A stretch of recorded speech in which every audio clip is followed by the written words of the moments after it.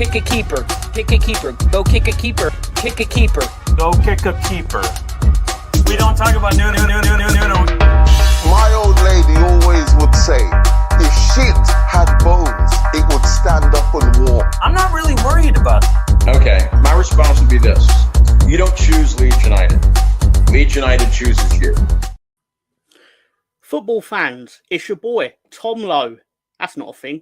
Anyway, how you all doing? Welcome. We're live, etc., etc. However, we were joined previously in the intro by the words of Bandy, rest in peace, and the great James, and we are here tonight. And I've been told that I'm going to be giving out some dating advice.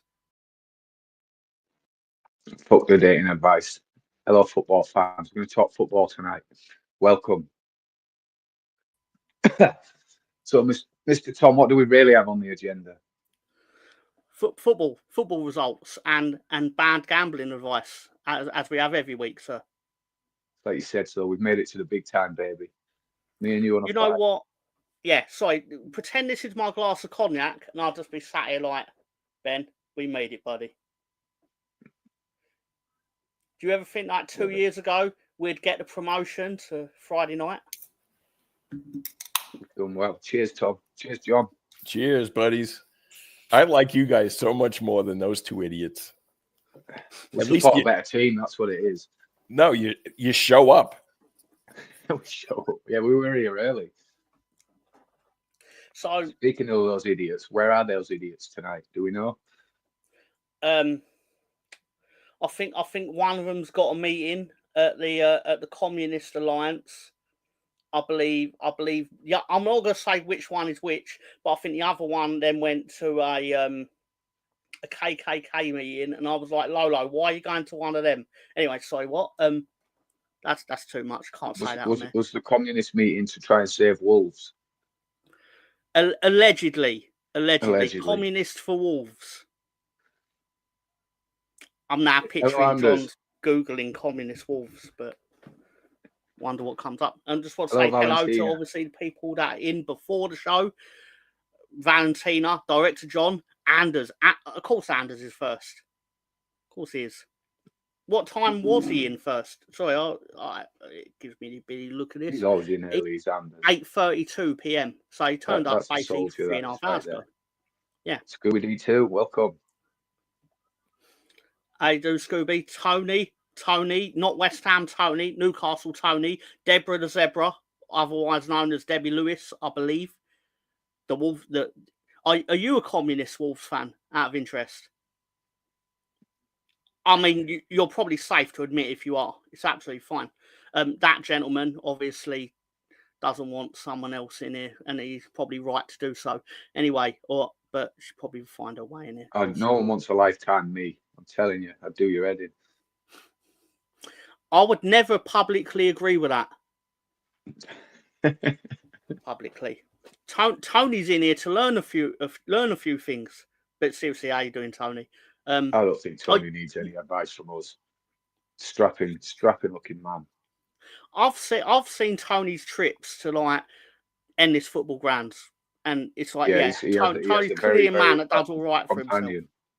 He's a very attractive companion. He is. I actually tried to avoid standing next to him, obviously, because I didn't want. Anyway, sorry.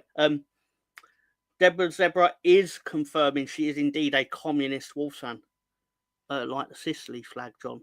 We just had a discussion about that, Tony, because it's very similar to the Isle of Man flag. Do you not believe? Yeah.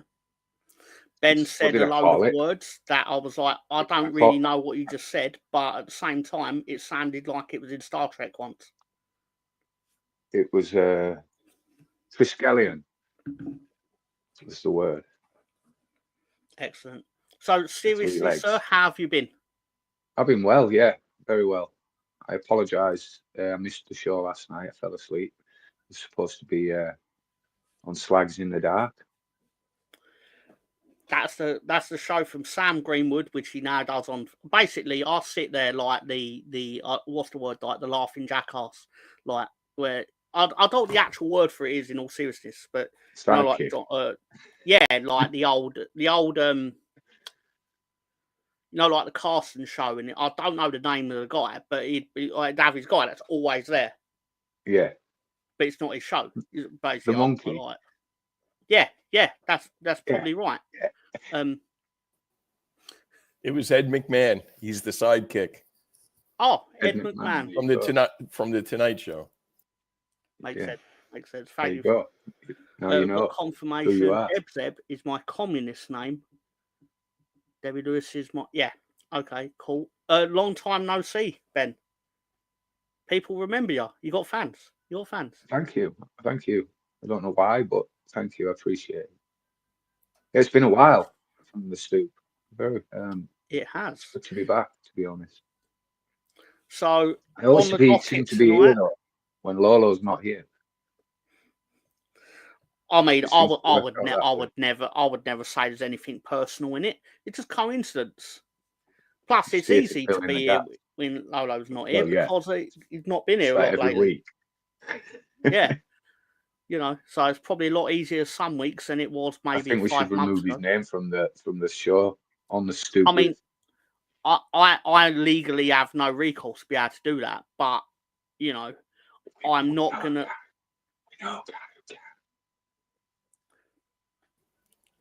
That would be me. Yeah. Maybe he is. That's the omnipotent God in the sky of this show. It's and every John. show that we do. Yeah. I mean, I don't know how I did YouTube without Director John. YouTube God. Yeah, well, I know now because now I don't. But Lolo has less appearances this season than Patrick Bamford. The words of Bremner's ghost, Jimmy. I like them words. I like them. Does that mean that Lolo's going to turn up with 19 minutes left and not have enough time to affect the game? I think Lolo would bang 1 or 2 in.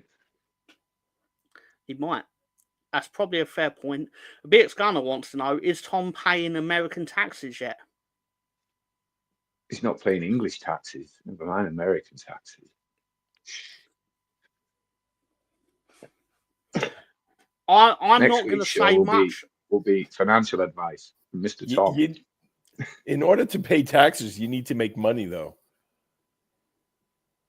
Yeah. Oh, we owe $10 in his wage packet. By the way, it's the say the loud part quiet, the quiet part loud. Is Lolo Mark okay? As far as I'm aware, they're fine. But obviously, life again is. Speaking of the slag in the dark, he's here. The main man, the main slag, the head slag. Yeah, the head slag in the dark. I apologise, Slag, for falling asleep last night and not joining you. I will try and do better for you next week. I do suspect that if Wolves start picking up some points, then we may see Mark in the future. I have no idea if it's because their form ain't great. I mean, because if we only turned up if Leeds were doing well, we'd never be on fucking internet. Oh, I know this, but on all seriousness, there's more serious things in life than YouTube shows. I believe Mark's got a lot on at the minute. I believe it's like a house move, or I probably shouldn't be divulging, but genuine things which obviously a lot of time and stress. Yeah.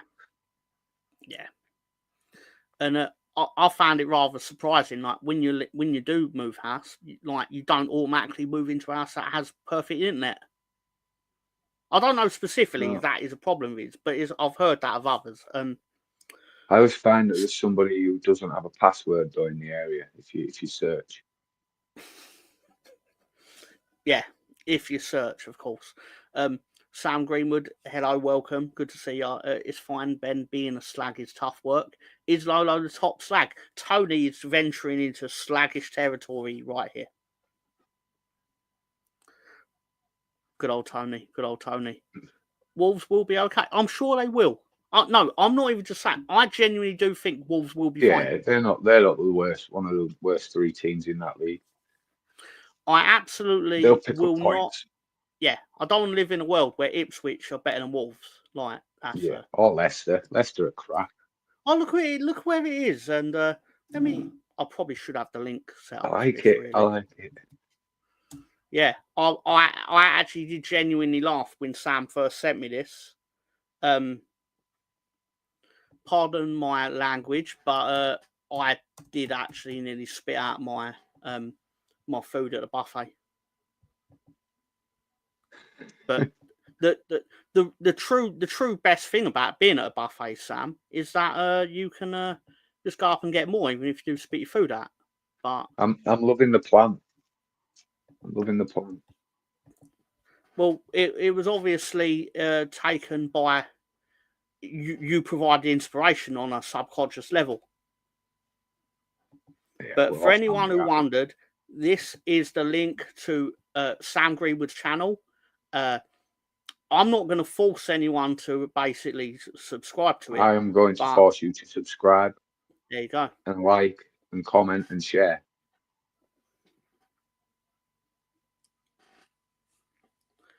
Yeah, I mean, It will be I done. can promote this because it's not mine. It's Sam's. What's it it's not about? mine. Basically, Nonsense. Nonsense. No, in all seriousness, It I fits believe right in this Sam's. show. Well, yeah, That's it. Well, fair what's point. it always about? Nonsense. I do believe Sam's going to go for a different topic every week. Like last week was film. Yesterday was video game consoles. Which turned so many tangents off of that. Can we do But celebrity scandals, Sam? I think that'd it's be funny you great. say that because I think Sam was banding around the idea of social media culture.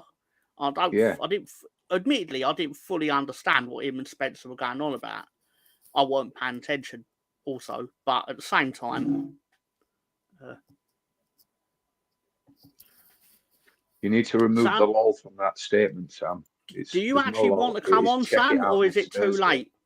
Because to be fair to Sam, he's in Norway, so obviously his time difference is an hour in front, so that's about 1 a.m. for him.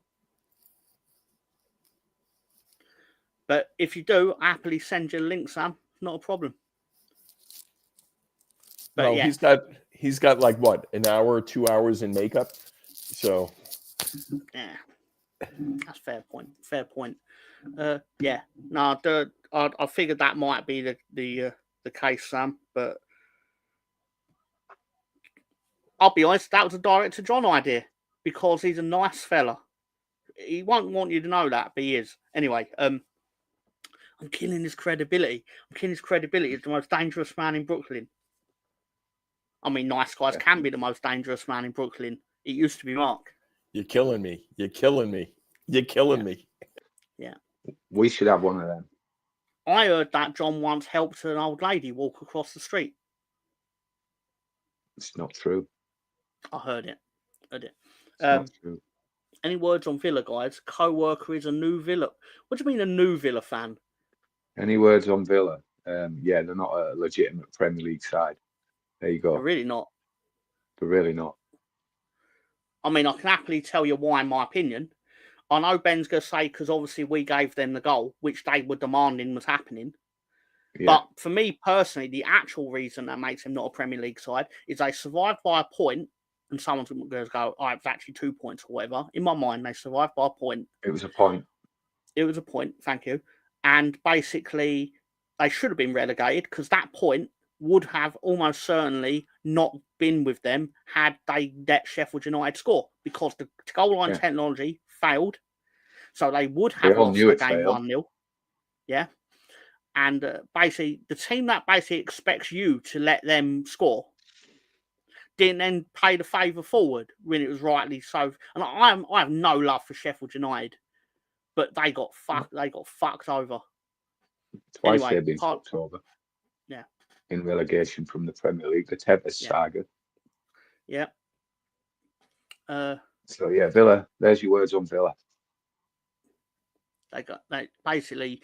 I'm sure your friend at work is a nice guy, but his club can go fuck themselves.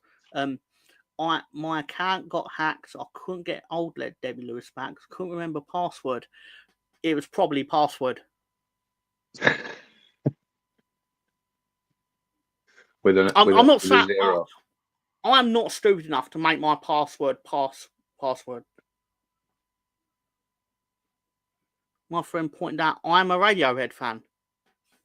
I couldn't tell you one. I don't mind a bit of Radiohead. The Karma Police. Yeah, sure. That one. Yeah, I'll listen to that one all the That time. nice depressing one. Karma Police. I'm really not suggesting you have your password as password. That's very silly, but there are people that do. I think I can think of a bigger Villa slag that used to play up front for him.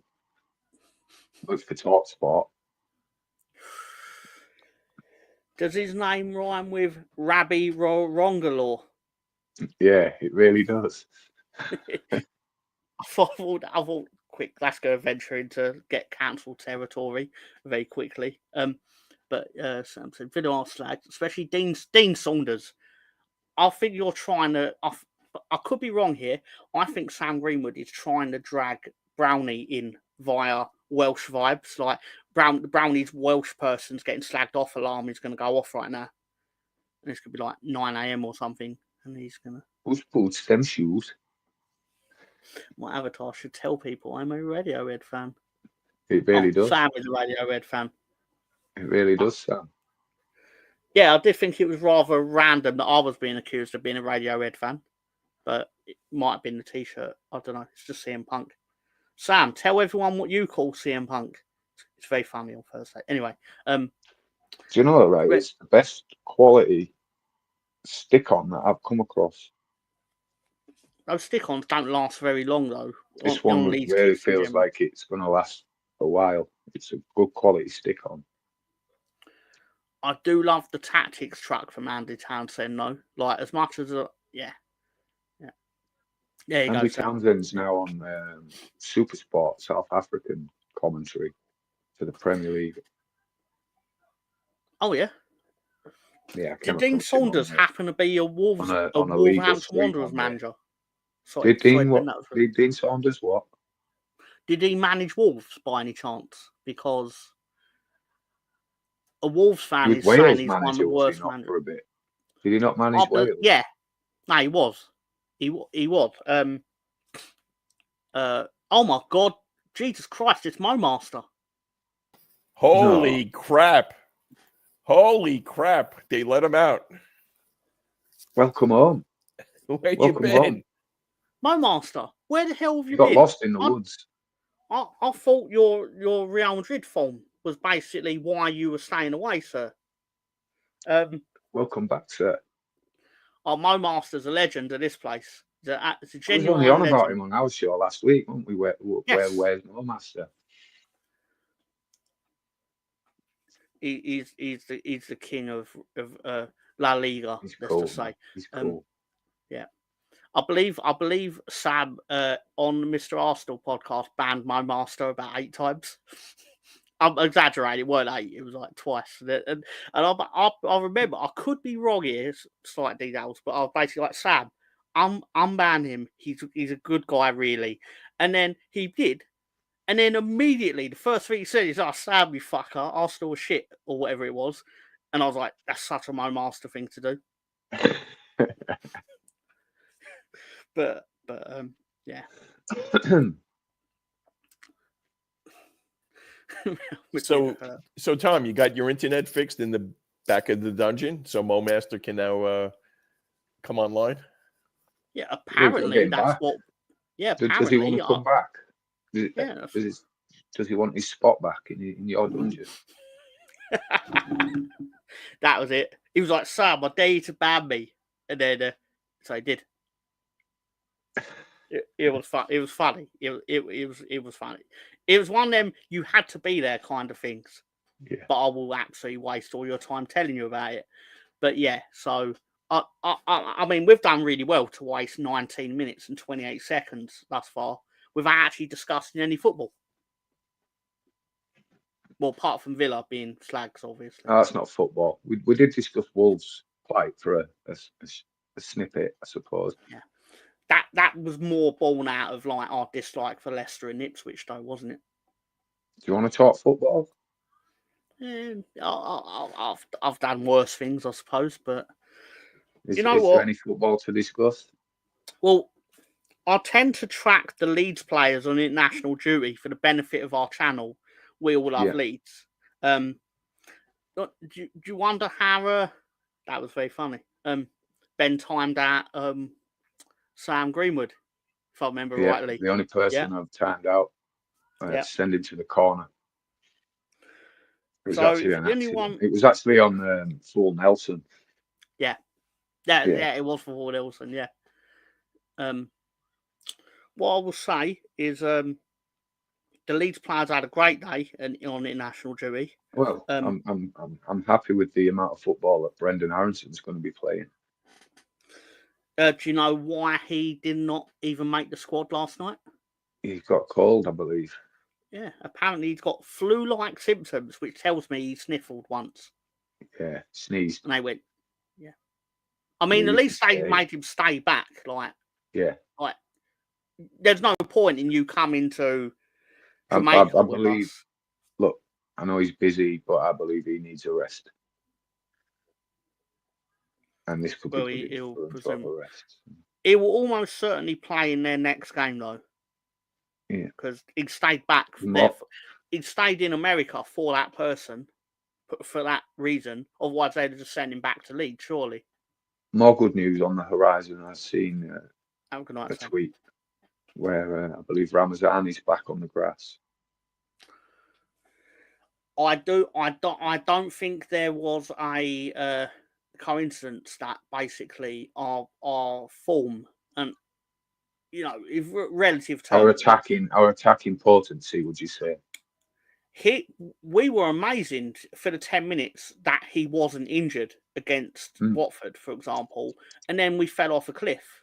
I mean, we controlled the game realistically, but we still never also looked like scoring a third goal. I mean, or you know what I mean, though.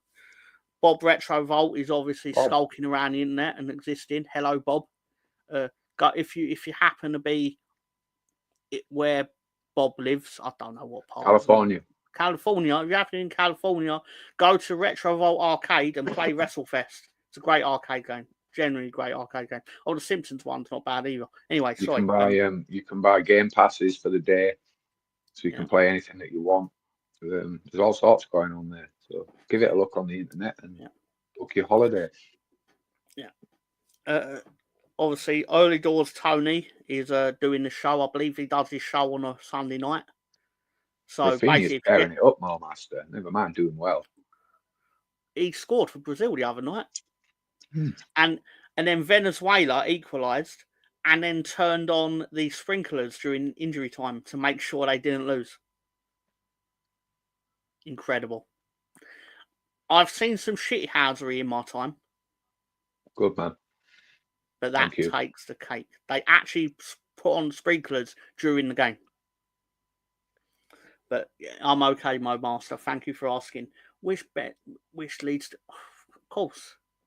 He's the best player I've seen at Leeds United. I think he'll retire at Leeds. Maybe. I think he's got a secret love for us. Well, yeah, because he wouldn't have got his actual dream job without us. Exactly. Plus, the pressure's a lot different. Because how long's he been? Say like he's been with them for 2 seasons, 3 seasons, maybe? 2.5 seasons. Two seasons, right? Most of that 2 years has been them trying to get rid of him for money reasons. Like, quickly got buyer's remorse. Sorry? New manager. Yeah. Excuse me. Co-op mince pie. Yeah, but whereas at Leeds, it was always work your way in the team, now you're the king. Whereas Barcelona, it was like, we've paid 50 million for you. If you don't score 10 goals a game, we're going to try and ship you out. I'm exaggerating, of course. But for 70 million. Yeah. But amazing stuff. So just a quick update. On Friday, Brendan Aronson didn't play. Al Tanaka was an unused sub in Japan's 4-0 win over Indonesia. Willie Nonto played 73 minutes of Italy under-21, 2-2 draw with France under-21, and Matteo Joseph completed 63 minutes of Spain under-21s, 0-0 draw with England under-21s. And so I've got the fixtures here. Tomorrow, we've got the under-19s. Rory Mahadi is goalkeeper, I believe, and Sam Chambers will be playing for Scotland under-19 against Liechtenstein. Cole Darlow, Joe Rodon, Charlie Crew and Daniel James will be available for selection for Turkey versus Wales at 5 p.m. UK time. But the real main event of the weekend will obviously be at 11 p.m. when Junior Firpo turns out for the Dominican Republic against Dominica.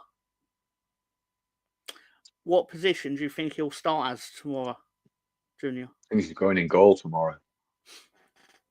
It wouldn't surprise me. I think he's actually player manager tomorrow. It must be really weird for those players because it's like you actually play against some of the best players in the world. Like, because he did play. He is technically royal family over there, isn't he? Yeah. I wouldn't be surprised if they've cloned another 10 of him and he's in every position. That's an amazing comment, Scooby D2 at 12:26 a.m. Have you noticed how all, or at least most of the Pirou haters are now Pirou lovers, and there is no more is he a 9 or 10? Well, basically, because Leeds United fans can only be positive about one player, one in a position at a time. If he doesn't score for 3 games, it'll become, I think, Joseph needs to come back into the team.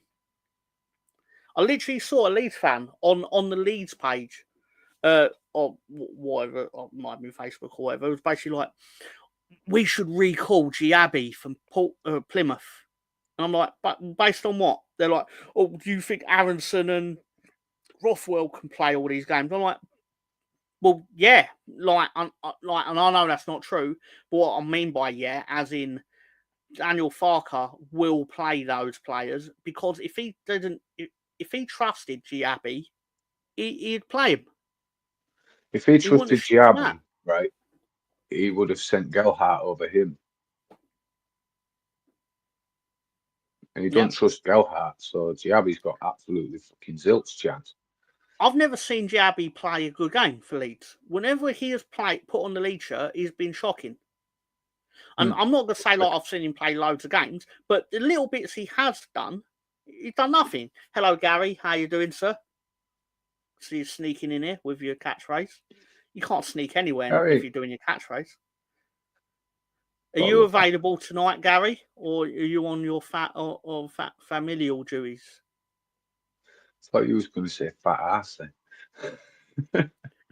Well, I did go to a buffet with Gary, and I was able to sit on a chair next to Gary, so like he couldn't have been that fat. But Gary's not fat. Gary's a lot smaller than I thought he was, to be honest. Gary, the one who really did shock me and was tiny, and I thought he was massive, was James. James was tiny. Such a big character as well. He's like, whoa, whoa, whoa, whoa, whoa, the fucking blunts. You happy with Fark? I wouldn't be. I would run up the road and get Culber. West Brom are worse. Do you know West Brom? Yeah, right. Look, Deborah, I totally see what you're saying, but the reason we're not happy with Farker is because it's not attacking football. So we're not going to trade him for someone who plays even less attacking football. I've got a stat for you, Deborah, and I don't even have to have it in front of me. They've played 6 home games, West Brom, and they've scored goals in 2 of them, and the other 4 have been 0-0 draws. That's home games. Imagine having a West Brom season ticket and getting 2 games with goals in them, and you're West Brom in the Championship. That's not good enough. And don't get me wrong, I say not good enough. I'm thrilled with it. Their fans should think it's not good enough. I think it's fantastic because I'm not really worried about them because of that. I said this last week, Ben. I've said it to 100 times since it happened. We were on the ropes when we went there, and they did not try to beat us. No. I find that pathetic. It's the easiest 0-0 draw anyone's ever played out. Yep. They didn't want to score past us. We didn't want to give up. We didn't want to, what's the word? Yeah. venture past the halfway line. We didn't, but we had basically gone from, we conceded 6 goals in a week, so we were right to go there and be conservative as the away team against a team that technically are in year 3 of parachute payments. Like, I'm a lot happier with Daniel Fark and Benny's. I think that's year 4 now. It's over with them. Yeah. Same with Norwich, because Norwich only got the 2 years because they only stayed up for the one season. Yeah. We'll say hello to Lawrence, our West Ham fan from Lexington, Kentucky, which is it's a real place, Ben. I've double checked. It's a real place. People I've heard of Lexington, Kentucky. I'm sure I've come across that on the internet before. Yeah. Or some form of TV program. But she'd rather have leprosy than an Albion season ticket. I mean, I do want to say that can be arranged, but I've no way of giving anyone leprosy, so we'll still clear that, Ben. Still clear that one. Jimmy's happy with Daniel Fark. The best start to a season he's ever had. It's our best start to a season in the Championship in the last 15 years. Fark is frustrating, as in it's frustrating when we aren't winning, and that's just typical of Leeds fans, myself included. But what's more frustrating is it's the same thing when we're not winning. Same subs at the same time, and I just think you should have a little more flexibility in certain areas. But overall, we've not hit any sort of form yet, and we're sat where we are. So it's not bad, is it? And we've made the teams around us look shit. Yeah, I don't want to fall into the category of Arsenal fans where we're sat within a sniff of a league title and we're still whinging. Lawrence had notes last week and did the classic. Oh, Lawrence came on here last week. We actually met him. He had notes. He did a classic news pick. Yes, he actually did read them out. Like it almost was a bit bandy-ish, to be fair. I have to correct this knucklehead. Lexington, Massachusetts. Jimmy, you're a knucklehead. Lexington, Massachusetts. He's talking about. But what's his name is in Lexington, Kentucky, all the way down south. Ah, cool. That's what a quick question, Lawrence. Are you in the part of Kentucky where the chicken is created? Like the company, I mean. Like basically, are you where KFC is?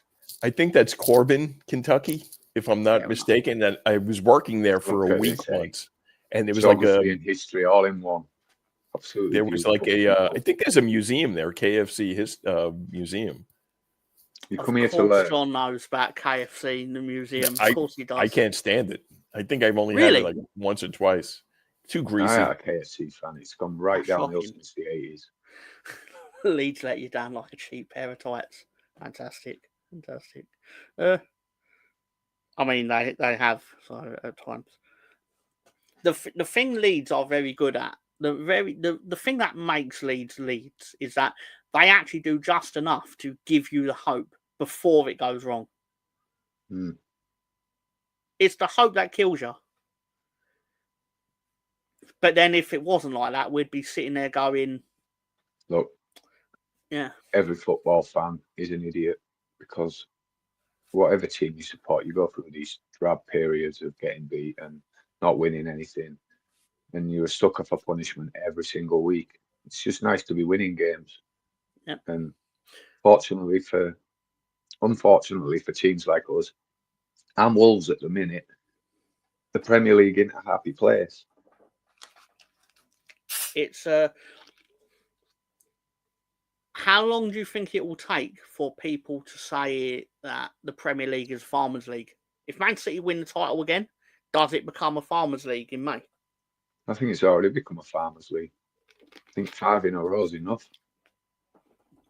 My favourite bit about what the Premier League did, Leicester winning it created this thing where they all get to pull back and go, well, we didn't win it this year, Leicester won it, and it's the greatest league win ever. That's a distant memory now for me, and I think for a lot of people. No, but my point is that they got to pull back a bit and go, it can't be a Farmers League because Leicester won it kind of thing. And the Premier League, basically, to their credit, in terms of like making money, were like, we can now market this as basically, it can't be a Farmers League because a terrible I football think they team mark it won off it. the excitement that we've got a Big Seven, where there's a But battle for while most of the that's happening, season. Ben, while that happened, the Premier League clubs, the Big Six, got together, or Big Five, Big Six, however you want to call it, and basically they because of that they changed the payment structure. Do you know they all get more money out of the TV deal than they did before Leicester won it? They basically made sure that that did This not was the happen same again. six that started the Premier League that originally said that everyone should get an equal share. Yeah. But getting an equal share in 1992 basically meant you get 10 million quid. Now it's a lot more than 10 million quid. I'm not saying it's right, but that's why those amounts can quickly make you more greedy than like your forefathers were. How can the Premier League be but because the same team is about to win it potentially going to win it for the 5th time in like, what, 5-6 years? I know Liverpool won it. But... We have the best players in the world, but them best players play for them 6 teams. Yeah. And occasionally one dotted here and there at another team. You know, they all find their way terrible. to those clubs. It's terrible that the Premier League's terrible. Yeah. Wolves will be boring to watch now because O'Neill has gone to a back 5 and we haven't lost 6 since. I did like your goal against Brighton because Brighton were breaking away and it was basically, if I remember rightly, Brighton broke away and Wolves had one defender back. But instead of like passing across for the easy goal to make it to whatever it was, whatever it would have been, that player actually got the ball, which then put Wolves in the advantageous position because they had all their players up the other end of the pitch and they scored from it. And I was like, yeah, that was very nice. Why haven't you done that kind of thing for the previous 8 games? I know they've won since, but still. Just got a brief glimpse of it. Clouded supermoon. I think Scooby's bored because he's going on about supermoons and shit like that. No, supermoons are cool, man. I've seen a supermoon. Yeah, supermoons are amazing. But he won't be going on about a supermoon. Always makes me think of Bruce we were Almighty's supermoon, where he pulls the moon and everything goes tits up. Is that Jim Carrey again? Was it Jim Carrey? It was, yeah. Second one was Steve. Yeah. No, you're right. Google says 30% bigger. No way. It's miles bigger sometimes.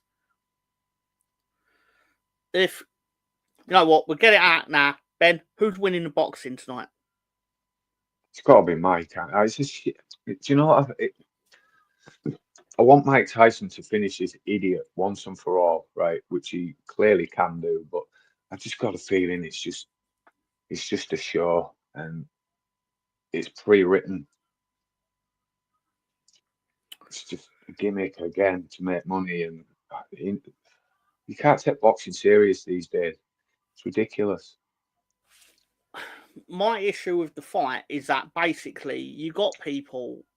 It's basically a YouTuber versus a convicted sex offender.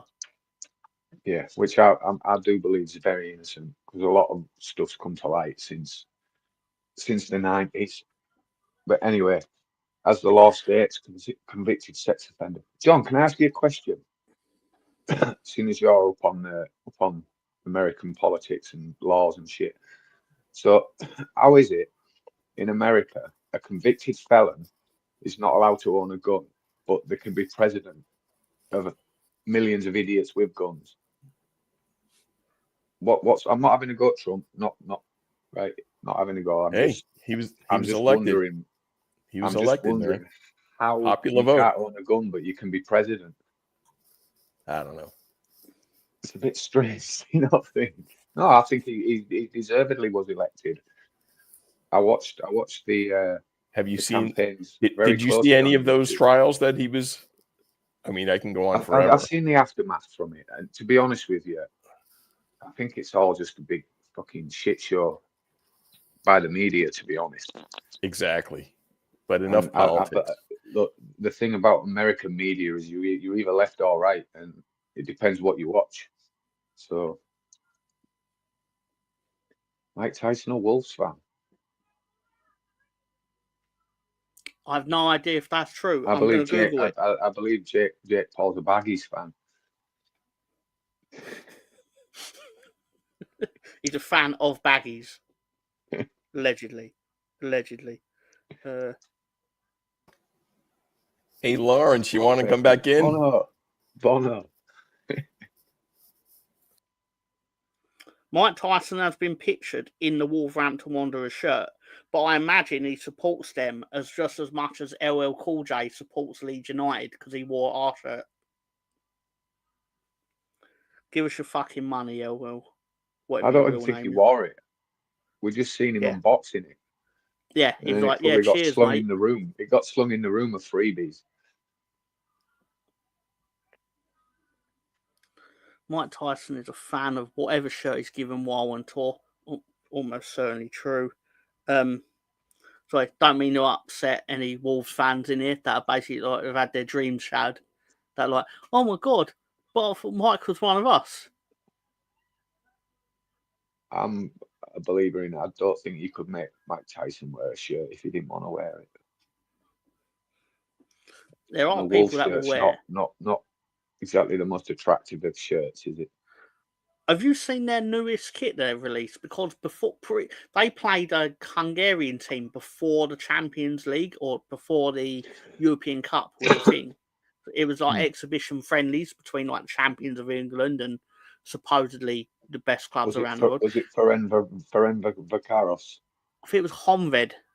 Honved. I believe Leeds they beat were them considerably, I believe, back in the 70s. But in the 50s, they had all the correct result for that. Yeah. But in the 50s, they had all the players that played for the Hungary type side that battered England, basically. Puskas, was it in goal? Not Puskas. No, Puskas was the striker because they've named the award for. It was the Polish goalkeeper, wasn't it? That was I believe famous for a performance against England. But basically, the reason I brought it up, the reason I brought it up was because they released a kit that was based on what they wore then. I don't know if they did. And it's very gold. Like, you think their kits now are like orangey gold. Like, it'll fucking blind you. I've never classed Wolves as gold. It's always orange. That's not gold. But this one looks more like gold it's than any kit of theirs I've ever seen. Some of that green gold. I've ordered a scarf from the Square Ball, the Lowfields Tunnel one. It's mint. Can't wait for it to arrive. I've seen it, They got the jumper too. I do like their. I like their.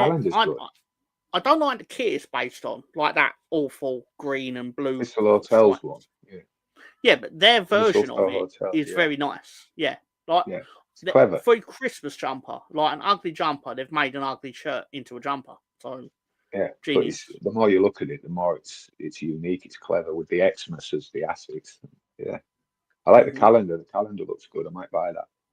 I learned this week, Ben. I don't know because I know you told me that Normanton owns the Square Ball. Yeah, him and Moylan on it. Yeah, I did. I learned it's both of them, which makes a lot of sense because. But Normanton's the major. He's the boss. Yeah, he actually. Well, he's the company he director. Gets tried labour doing all the kits, sending all the stuff out, doesn't he? Which is quite funny. But which is quite surprising to his attitude towards the show sponsorship. That he's the actual one who's in charge. You'd think he'd want to plug it more. But anyway, it is what it is. Yeah, but you must have seen the business report thing that came up then. Business in Leeds. I see the first 10 seconds. Yeah. I saw the first 10 seconds of it, like, because I didn't even really register what it was. I thought, but you know where, like, before you look at something else on YouTube, it'll still play the video when you're scrolling through. it turned up, and it came up in the first 10 seconds. They're joint owners. I was like, well, I didn't know that. Yeah. But anyway, I think Moscow had some sort of shares in it as well, but he's obviously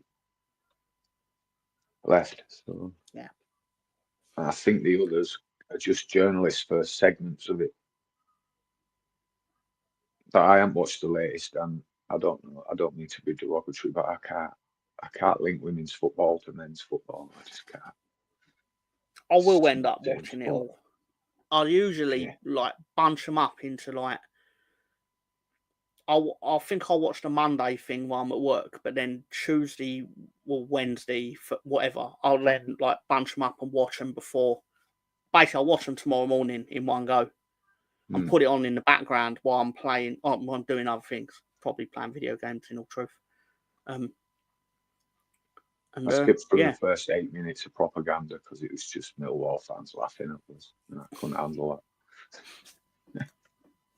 I fair fucks to them, because if we'd beat them, we'd have been doing it to them. No, I'm not being bitter, but you know, why punish yourself?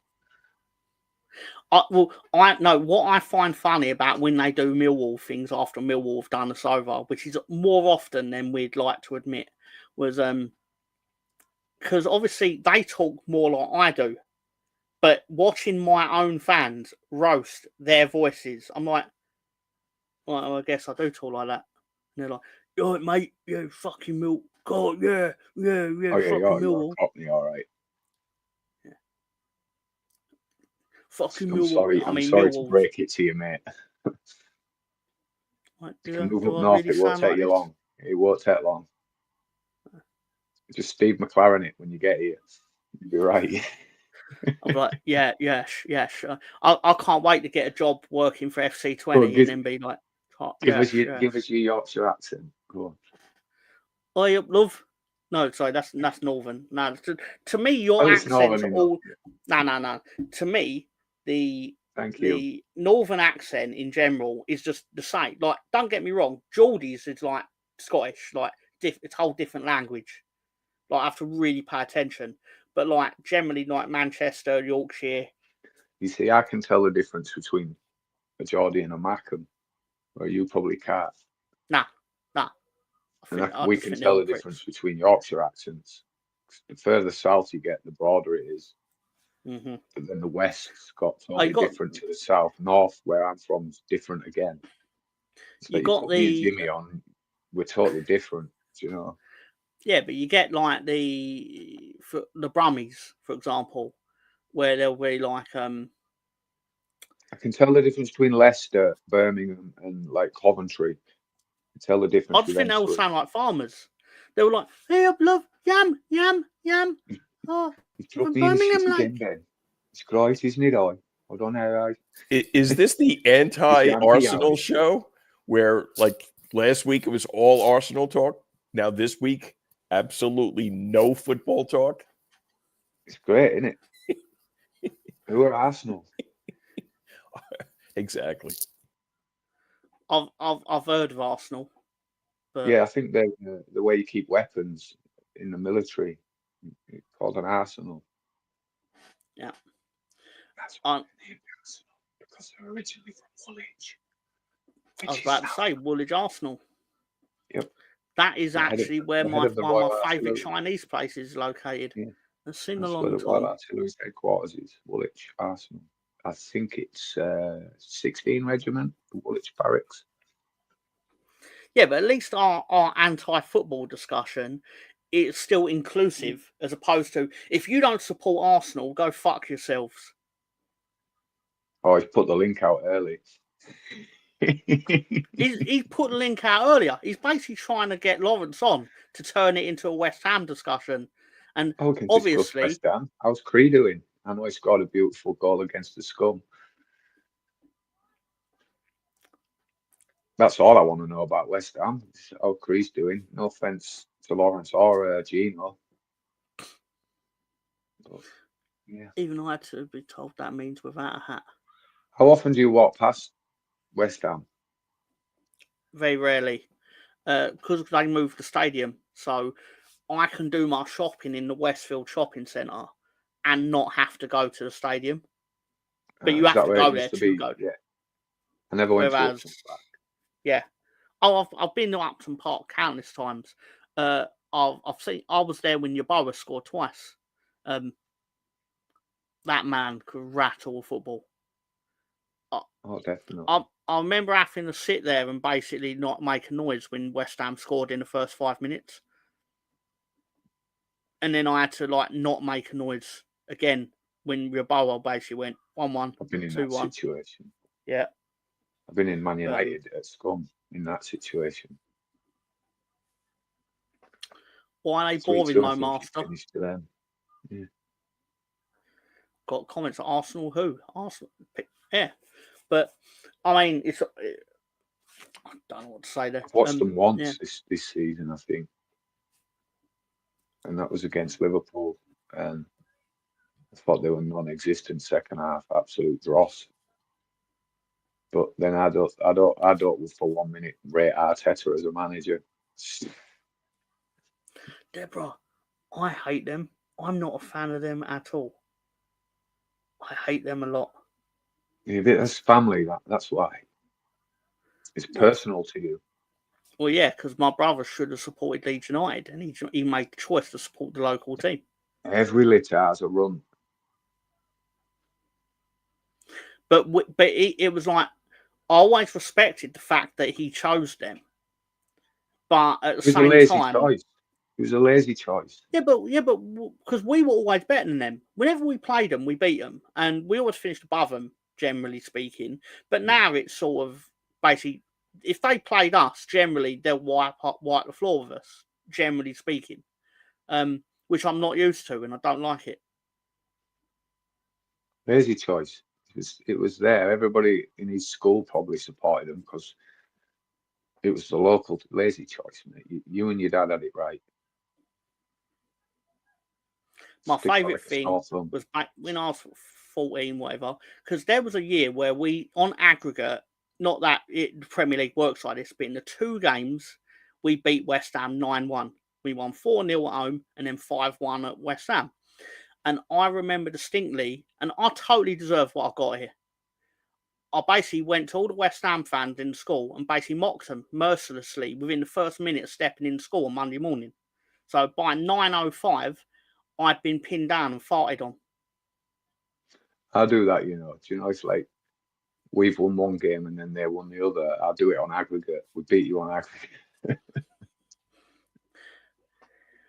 I totally deserved what I got because I went well overboard on it. It was like, your team are shocking. How did you see 9 goals to Leeds United this year, kind of thing?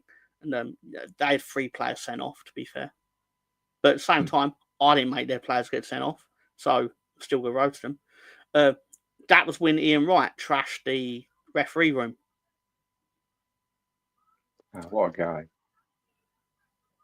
He's a character. I'll give him that. But yeah, so hello, Derek. Who did you decide on supporting in the end? He wants to support a side that's not in the Big 6, but is in the Premier League. We'll just wait till next year. What's the rush? What's the rush? I'll step down the league. I don't know if he's willing to wait, but yeah. I think he wants to choose one of the hippie clubs, the fashionable ones. But Not according to League. James, you don't pick Leeds. Leeds picks you. Well, I've just picked him. I mean, I'm not going to make you support Leeds United, but Ben might. Alice, there's a few tears you'll shed over a season. I think I've said this to you before. The Premier League's not full of fashionable teams anymore. It's full of minnows that have done well. It's full of minnows that have spent their money on Moneyball. Yeah, and they've invested wisely in like players to sell on and done well to establish themselves. No one hates Leeds, Derek. I don't know what you're talking about there, sir. Well, it's good to be different, isn't it? Why be the one that everyone loves? You support the club that everyone loves. It's boring. You've got Peacock Premier League. Yeah, but do you have Paramount Plus, sir? We're on that every week. There you go. Derek, go for Ipswich. They are shit, so you'll have some fun. The words of Deborah Zebra. I've got a team. But she is a communist, so Everton. They've been a long-standing Premier League team. So sorry, Derek. Your feed got a bit buzzed there because obviously I can't have it. Sorry, I don't know what you're saying there. It looks a bit Spanish. I don't speak Spanish. We're on them legal sites. Illegal. There we go. No other club in the world can have both sets of fans a game which Leeds only involves singing about us. I don't think that's strictly true, Jimmy. We're just the only fans that will actually publicise that happened. Like a badge of honour. But is what it is. Good thing about everybody hating us is none of the fans that hate us actually know why they hate us. It's just because they've been told to. We personally are. It's a mix in the chat. Hello, John. How you doing? I caught John out on Sunday. I don't know if you saw it, Ben. But obviously, I put up the question of the week, which was, well, I think you were here for it, weren't you? Yeah, it was here. It came up halfway through the show. Yeah, and midway. But I changed one of them into one that wasn't on the fit. That was different to the one. And he put them all up because he looked at the same place I got it from. Then tried saying he didn't. But it was like, so why is the only one you haven't put up? It's the one that I changed and added in. I am a detective in my spare time. Is this a debate you had with the director, John? No. You don't debate with Director John. No, because I'm going to say Director John he just tells you what happened. Yeah, and then you... Whether you remember it that way or not, that's exactly what happened.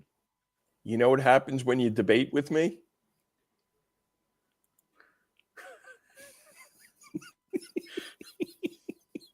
I don't debate with Director John. It is what it is. I considered it once, but then I thought, I don't fancy dying tonight, so I didn't. Well, that's it. There'd have been a horse's head in your pillow, and then the next night. Yeah. It would have been my head in someone else's pillow. Yeah. Speaking of heads in pillows, dating advice with Mr. Tom. No. I was a bit scared of going to Leeds years back, but I met some amazing people and had a great time. Did they know you were a communist, though?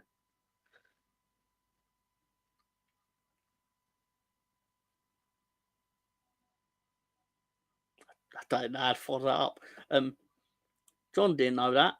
Lawrence, Jimmy, John, names. Is that me personally that seems easy to dislike, or my football club?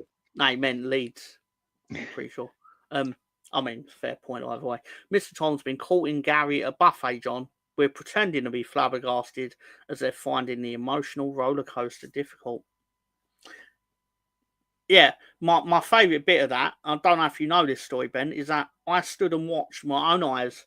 Gary got his noodles, or sorry, his stir fry stolen, and I saw it happen. I watched the whole thing. I was like, I saw the guy walk up to take the noodles, knowing they're not his, while Gary foolishly turned his back on the grill. Foolish behaviour. What sort of man steals a man's stir fry? I mean, if I knew it, if it wasn't a buffet and the guy just walked up and stole Gary's food, obviously I would have been like, well, mate. So he basically used Gary as a service assistant then. But then Gary obviously was like, where's my food gone? I was like, well, it's right there. When you put more of it on a plate and give it to the man, like you know, this is easily... it's over there, it's wandering off. But just fucking stare at it. Because it was funny, John. John Garside goes, why not stop him then? I'm like, why would I? It was because if I'd have just stopped it, me sitting here telling the story, like, I stopped Gary from getting his stir fry stolen, That's a crap story. Whereas the opposite, it's a great story. As in, I watched it happen, and it happened. And then Gary I told him, make another stir fry. I've hated as well. I was thrilled. I was absolutely thrilled. And I was like, well, there's no rule that you can't like just put more on the thing. Like just Messed up.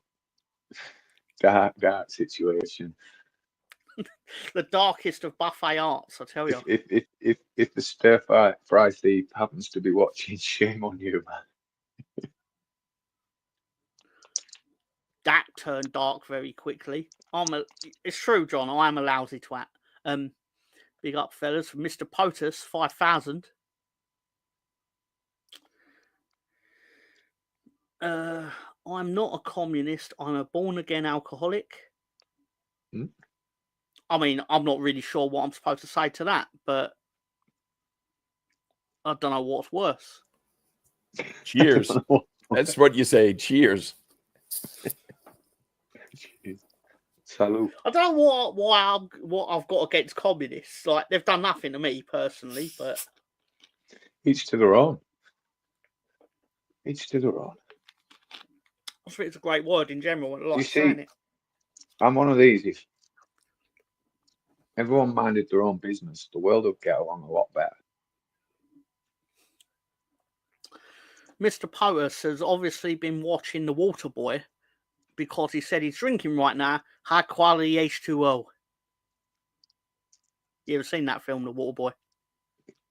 Just a few dozen times, I would have said, yeah, in my youth. Harmless I don't film. find Sandler as funny as I did as a youngster.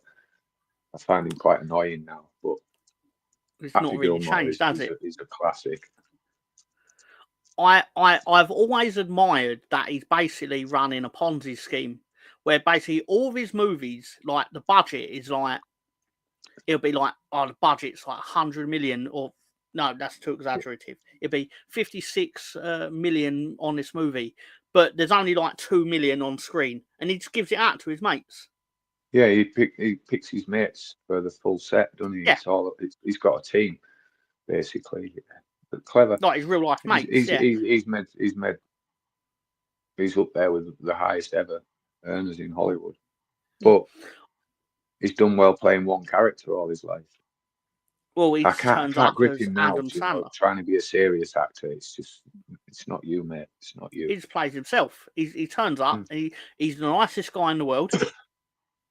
Apparently, he's one of the nicest actors in the world as well. Like, don't hear a bad word about him, really. I used to love him when I was younger. You grow out of things, don't you? It's like all the managers in the world. They come in and bring 10 people with them. That's a fair point. Starmer's a communist. I'm not saying that, Jimmy. Partly because I can't. Was the other one the one with Wayans, where he's the NFL player in that box set? What's it called? Personally, my favourite film of his is Happy He sells Gilmore. him out, and he's got Disneyland. You must know which film I'm on about. I forgot what it's called. It's in that box set of 3. It's got Marlon Wayans in it, and he plays the retired footballer Jimmy Deeks or Jimmy Summit. That's it. Familiar. Longest Yard.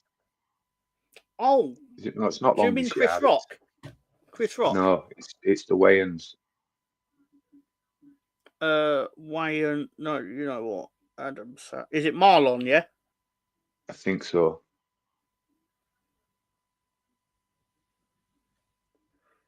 So yeah. One of them. It's what Chris Nick said. It's bulletproof. Bulletproof. Good work there, Chris. Yeah, that was in the box set. Yeah, I had the same box set.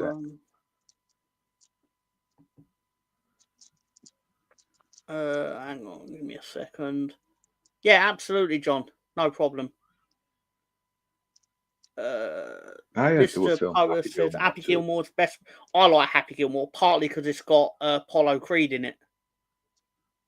I've got a real soft spot for Carl Weathers. Chubbs. Chubbs. Hello to David Villamartine. Oh, Charles Peterson, of course. Yeah. You can tell I respect an actor when I eventually It's wouldn't call only them by their character name. Yeah. Evening, I've had my David head in Villamartine. Good to see you. And John Garside with arguably one of the most true statements I've ever seen ever typed out on YouTube. If that was Mr. Todd's chicken wings getting stolen, there would have been a riot. They do have chicken wings there, and they're delicious. And they weren't stolen. That's true. That's true. I borrowed them. But I do believe if Lawrence, that scenario we was will the wait other for way you. around, I believe Gary would have stopped him stealing your chicken wings. So Gary, we're I know you staying can on hear until this. Lawrence comes in. Sorry, Oh, sorry, absolutely. Gary, would you have stopped my chicken wings from being theft? Lie to everyone right now and say that you would have stopped it. I believe he would have. You think he would have stopped it? Yeah, I really do. I believe he'd have gone, oi, there is. I mean, And the guy would have stopped in his tracks, took one look at you staring him down, and they would have left him alone. he probably just saw me laughing and thought, I've got away with this.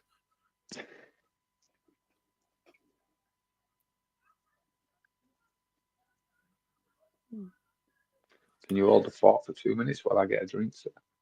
I can absolutely hold the fort because I'm just going to read through the comments. Why don't we head into betting in the dark? That's a great idea.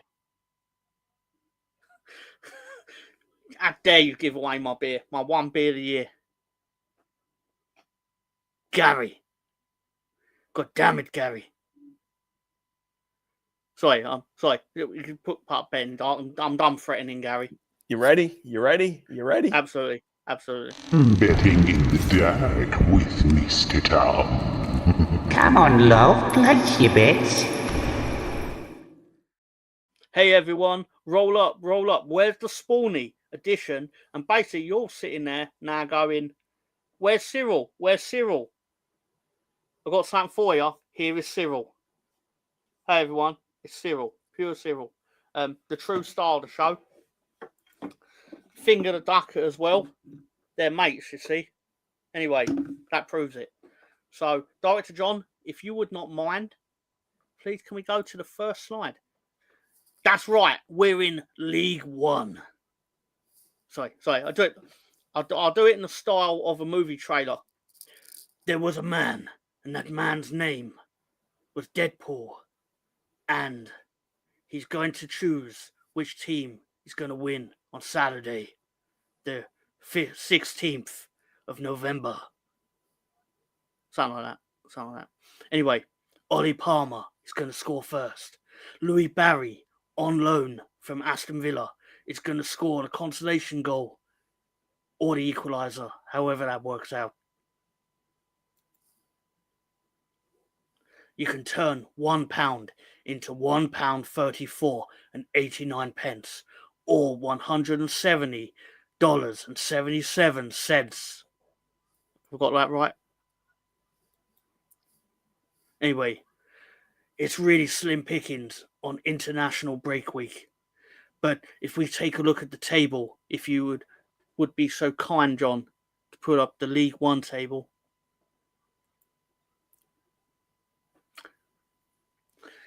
This is, team move. Yeah. Cheers, Derek. Love you too. Anyway, part of the reason I've selected Wrexham is because last season they played Stockport County in the same fixture last season. Stockport won 5-0. Either 5-0 or 5-1. But I figure Wrexham are probably going to win this one because they want revenge. The best motivator, arguably. And yeah, cut a long story short, Birmingham City are still probably going to win the title. But I don't care. Because that if they win the title, it doesn't mean Leeds don't win the championship. So there you go. But I would like to avoid playing Birmingham and Wrexham next year, in all truth. But Wrexham can make sure that they might be playing us next year by winning this one. I swore I'd go if I got to getting in the dark. What you got against get betting in? Sorry, your tongue twistering me. What you got against betting in the dark, young man? The POTUS, Mr. POTUS 5000, has basically said, I think. Sorry, why am I doing the crap movie voice? I think Wrexham will lose tomorrow. So does the bookie, which is why I went the other way and picked Wrexham to win. Because more money, more of this. That's why I care about you all making money. Anyway, how much stake does Ryan Reynolds have in Wrexham? I believe they have sold some of it off, have they not? I could be wrong. You know what? I'll look that up right now. What is Ryan Reynolds?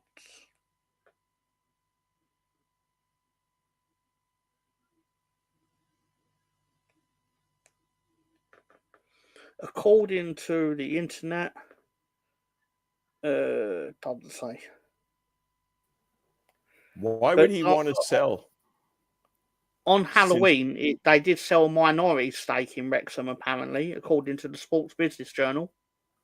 Why would he do that, since they're kind of going up, right? Yeah, I mean, he's not sold all of it. It's just like probably just to make a bit of money on it. Bit of a. All right, that makes to get back what he already invested. Well, yeah, because the thing with football ownership that they're going to find out is that there's no profit to be made in football. You're constantly having to lay out money, and then if you do lay out money, then you just need to lay out even more money to keep going. Whatever to keep it going. I'm probably not explaining it well, but generally speaking, like. No team's fans will turn around and go, oh, no, you've spent a lot of money on our club. Please stop buying footballers. Right. Stop spending money, yeah. Stop trying to make our team better because you've already spent enough. No football fan will ever say that right. to the chairman. And basically, you're always expected, every transfer window is going, how much are we going to spend? We need to buy more players. Yeah, he sold it simply to make money. That's why you sell anything. Mm-hmm. There you go. If you don't mind, Director John, if you'd like to go on to the second one, Accrington, they're not Accrington Stanley anymore. At the Wham Stadium, can't believe they call it that. Are playing Swindon Town. The musical. The musical. The oh, one yes. we sang. Writing is a blueprint to make money for your club. Have you read that, Derek? I'm starting to think that Derek wants to support Brighton. I think he's definitely leading towards Brighton. Take the leap to the Amex, my friend. If that's your club, that's your club. Good luck. Kabongo Shimanga will score first. And oh, come on, Chris, that can't be true. It probably is true. That is the quality stadium name ever. They might have called it the Wish Stadium. Imagine. B&M Arena. Yeah, the Marks and Spencer Stadium, whatever. But yeah, basically got Swindon to win. The main reason is basically because it pays more money to pick Swindon to win this than Accrington. And basically Accrington are not doing really well. Swindon are doing even worse. So I'm reconciling this as they're due a win. Third from bottom against, yeah, like seventh bottom, whatever they are. I can't be bothered. It's a traditional 6-pointer then. Yeah, basically. And I've gone for the one that pays the most money, and also because we always pick Swindon because of Swindon Town the musical. People may have noticed that about this. There's always a pattern or an agenda going on with these picks. There's always. Although people, I think we should acknowledge I was right last week that Ipswich beat Tottenham. You all Well done, laughed at Ipswich. me. You all laughed at me for suggesting, not all, Ben didn't see it, but you all laughed at me for picking Ipswich to beat Tottenham. Like, oh, that's absurd. Tottenham are going to win this 4-0, or like, what, it could be a cricket score. It's not. It wasn't. No, I said they was going to win, and they won. Anyway, hello, Brownie. Right. How you doing, sir? How are you, mate? And how's everybody in the chat? I can't What's the believe time in Melbourne? I'm on a show when it's daylight hours here in Australia. So, yeah. You lucky man. I know. Lucky man. Can't believe I'm watching a box. I'm going to be watching a box daytime. Fucking hell. That's never been seen before in the UK. It's on any minute, is it not? Is it early hours? It's actually started now because I believe Katie Taylor will be at 3 a.m. and then obviously 4 a.m. is Logan Paul. Not Jake Paul, sorry. But one of That's them. the wrestler in you. Yeah, it's true. I'm used to saying Logan Paul, yeah. How is Dirty Leeds going off? Could be worse. Yeah, we're doing slightly better than Dirty Cardiff. Fucking rubbish. We are absolutely. But you know what? I wouldn't change it for the world. Are you subscribed to the little kid, the little swearing little Cardiff fan? Yeah. I've known him for a while, to be honest. Happy days, man. He's cool, that little kid. Yeah. People don't understand, you see, right? It's like, listen, if I wanted success, I would have been following bloody, Man United or Liverpool. But when you follow a lesser team, it's the other things that attract you. E.g., the friends it's the realism you generate when you're watching, the shit of 90 minutes every freaking Saturday. I used to meet my friends 10 o'clock in the morning on Saturday morning, ready for 3 o'clock in the afternoon game, and then go out and club in and everything in the night with them afterwards. I can absolutely guarantee you the worst 90 minutes of the whole day was actually watching the football game. But it was. You did it the weekend. You do it the week after, regardless. Yeah, exactly. It's a story. It's a journey. It's part of you, isn't it? Look, it's nice to win. It's great to win, but it's more about the time with your mates or the discussions about it. It gives you something, doesn't it, in your life, just to relate to chat about. Who is the Peaky Blinders, Mr. Derek, out of interest? Like, which of us are you addressing? Because obviously none of us are from Birmingham. Yeah, Ben, what you just said, yeah, that really rings true. Keeps you with your mates. Yeah. Like I like hanging out with you guys on a Friday night. Yeah, this is great. I'm kidding. I love you guys. We're paying him too much. Peaky Blinders is set in Birmingham, isn't it? Got to his head. He's going to hit Paul round one. Can I mean, right? Does anybody else not notice the massive weight that this guy's put on? And you're telling me he's not on steroids? He's gone from fighting Floyd Mayweather at that weight to fighting Mike Tyson as a heavyweight. Come on. Have anyone seen? I've done a video just now, hence the reason why I was like slightly late. Anyone see the Kosovo players walking off? What happened there? Well, the Romanian fans started shouting Serbia. So the Kosovo players walked off. I tell you what, yeah, I'm a Welsh guy. I've supported Cardiff.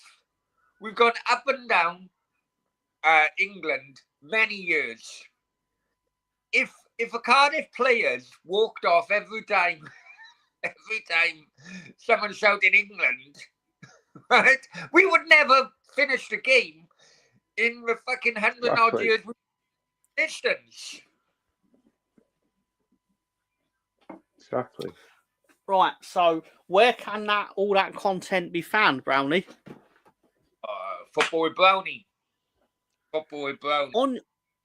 On your YouTube machine, type in foot. You know what? Fuck it. I'm just gonna put your link in the chat. I've got to find it first. But put in the chat. I didn't support the channel. I'm getting fed up with modern day football. I'm honest with you. Oh, Do you know? That's why I hate the Premier League. Yeah. I do, because it filters down into the Championship. Some of it, the refereeing and the way they're just bought by fouls that are not fouls. The Premier League has destroyed the English game, and I'm sorry, it's turned it into fanny ball. Yeah. I used to love it when they got stuck in a good old. Don't get me wrong, some tackles were disgraceful back in the day. I mean, even up to the early 90s and whatnot, there was some bad tackles, but at least you could get away with a tackle. At least it was a contact sport. But the thing is, right? It's like, I don't know. I was always taught that if you pull out the tackle, if you know you're going to be hurt, you pull out, you get hurt even worse. If you go, it's become basketball like, though, hasn't it? Really, you put your hand on a player, he falls over, it's a foul. I know. On certain parts of the pitch. Yeah, but you do that in the penalty area, it's nothing. You get wiped out in the penalty area, it's not a penalty. No, I up when a game was as long as you took the ball, anything goes. I think they should make refereeing transparent. I really do. They should be made to answer for decisions. The punishment should be public. It's funny you say that, Ben, because there was some referee transparency this week, and people wasn't really a fan of it. I tell you what, I would love to. Brilliant. I would love to be the David Cook party. I tell you, David Cook. Yeah. The master of lines. Yeah. If you don't mind, Director John, if you go to the third and final, well, apart from the Magic 3, this is what I'm going with. Basically for money, because I had to pick something for make 3 of them. But I think Harry Kane's going to score first, because if England get a penalty, then Harry Kane will score first. And Bowen tends to be good for a goal. Maybe he'll get one for England. Anyway, so turn £1 to £94.32. And basically, the only reason I've put Ireland to have a goal is because it would have paid a lot less with 4-0. Well, I was going to ask that, and then I answered it just as you answered it. In my own head, yeah. That's the only reason. It's about they didn't look like £70 scoring in the other leg. Yeah. Plus the fact is, because England lost at home to Greece, anything can happen, really. But I'm still not going to pick Ireland to win. But you know what I mean. That's why I don't pick Leeds games, because anyway, watching Jared Bowen play, I'll be honest with you. He'll probably get on at some point. Did he play against Greece? I don't know. Oh, anyway, as a Welshman, yeah. What's your opinion on when an Englishman plays for Wales and then just claims that his granny was Welsh? Oh, there's been a few, haven't it? Yeah. Like Vinnie Jones was one of them. Yeah. Worst player, Welsh shirt, and he ended up captaining. What's my opinion? I accept that if that didn't happen, it would be even smaller than what it is. Yeah, you take the benefit from it. Granted, though, it doesn't take them long to become proud Welshmen, does it? No, probably. Owen Hargreaves played for Wales before he played for England. That did annoy me at the time, I'll be honest with you. That did annoy me at the time because he had already, very much like Grealish and Rice, you'd already wore the shirt. That's what I don't. I don't care what age group you are. The moment you wear a shirt is the moment you decide which country is your preference. I agree with that. Yeah, we've got one. Matteo Joseph. He's been like Italy in the war, swapping England for Spain and back to Spain, but now he can't swap back. Well, it's like what's his name? Years ago. Pukas was a Hungarian player, wasn't he? Yes, twice he's been brought up tonight. The Hungarian player. You're on about Puskas. Puskas, the keeper.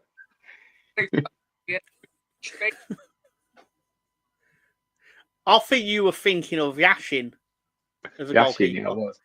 What I thought you were thinking of when you said it. Yeah, Yashin. Obviously, so the final one is obviously if you do the 3 that I picked without the correct score bollocks, you can basically get 10 times your money. Basically, is what it is. I mean, 2 out of 3 should win. Swindon Town the musical is a bit. Their league positions is a bit sketchy. Yeah, Holloway is in charge of them now, isn't he? Oh, well, Holloway's in charge of them. Change it now to Accrington to beat Swindon Town. No, he won his first game, did he? But Wrexham, yeah. Whatever happened to Ian Dowie? He got sued by Simon Jordan, didn't he? Yeah, I like Ian Dowie. He said he wanted to go up north, and he ended up going to Charlton from Crystal Palace. Yeah. And he wasn't very happy with that. Oh, look what the cat dragged in, by the way. Rosie's shown up. Imagine my surprise. Hi, Rosie. Hope you're well. Okay. As the diddler once said, hang on, sorry. Who's the diddler in this scenario? The diddler, P. Diddy. I thought that's who he might have meant, but the song's all about Benjamin's baby. Yeah. Benjamin's being $100 bill. Yeah. A lot of people. Yeah, but I think don't associate me with. I think in light of everything, Benjamin is like a 12-year-old boy. Well, probably, yeah, but not me when I was 12. Mass Tupac fan. West Coast. I don't think he's referring to what people's musical taste is when they were 12. Oh, I don't think that's the priority. He was 12, wasn't he, when he first met the diddler? Fucking hell. Anyway, in all seriousness, hello, welcome, Rosie. Welcome to the nonsense, I suppose. I was thinking of if I could get a cheap enough ticket, I'd go. I want to watch Australia, Saudi Arabia. I tell you what, I've seen the highlights to it. Yeah, it was by far one of the worst games of football. I've watched Cardiff in League 2. I watched non-league, back in the UK. I've watched lower leagues in Spain.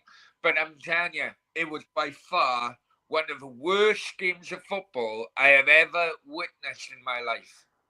Did you not think the Saudi goalkeeper was a bit tasty? Well, he punched the Australians. Yes, after about 3 minutes. Bang. And it was fucking awful. The guy goes fucking through. Australian striker goes through one-on-one with a keeper. I don't know if you've seen this on the highlights. The keeper comes out. The striker absolutely shits himself. He squares it. Hang on. To another Australian player who was double marked. Brownie, how can you sit there? How can you sit there? Out in the 3rd minute and wipe someone out just at the edge of the box. How can you sit there with any conscience, Brownie, and ask us, watch the highlights of a 0-0 draw? How dare you, sir? Oh, fuck. How dare you? rubbish. It was. You know the game is 0-0. You were there. You know nothing happens apart from this punching thing. I did expect better. You know, it was Saudi Arabia beat Argentina in a World Cup in the opening game. I expected. I don't even think it was a recorded shot on goal, shot on target. I don't even think throughout the 90 minutes. And you wonder why Ronaldo scores 6 every week. Yeah. But Sam, how many times has the Australian wildlife turned? Now, you know what? I'm actually out. I'm out in like a caravan park to save me money, really, because and I'm always fearful of fucking snakes. I'm telling you. No, and I'm on and about everything else that can fucking kill you.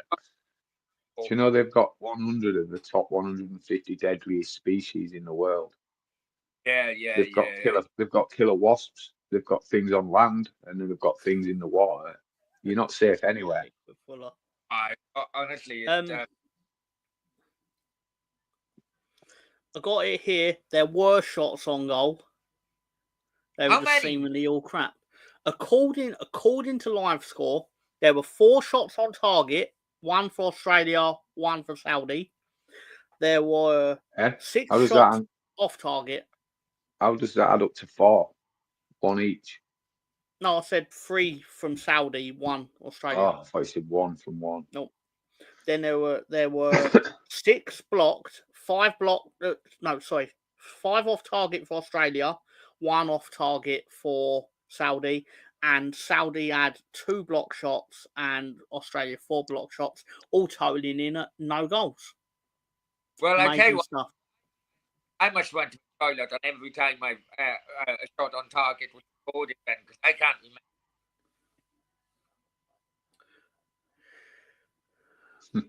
I almost watched that game at 4 a.m. Thankfully, I fell asleep. Well, yeah. So, well, the ticket, the day before I spoke to you, Tom, didn't I? You know, trying to compare it really. The ticket the day before was available on about 75 quid. And then I managed got it for half price, didn't you? Yeah, about 42 quid. So I thought, oh, what the hell, you know? Say you've seen a World Cup qualifier for Asian World Cup qualifier in Australia. Because I thought, okay, well, all the action could be up to one end, because it was like Australia were like trying to control a game. I thought, okay, I'll try and go into the away end, in which I managed to. A few Salam Adikou, and I managed to get into the Saudi end for the second half. Deborah Zebra has made it clear she'd rather fight a snake instead of drinking that Foster's shit. Well, because Australians don't drink that Foster's shit. It's not the most popular. Yeah. Hello to Lawrence, who was speaking of slithering snakes. He slithered his way into the show. How you doing, sir? Very good, my friend. How you doing? I'll be a lot better if I find out you got your Russell papers with you. Oh Lord, I got some papers, baby. I have things to talk about so much, so we're ready to go. What do you have to talk about? Because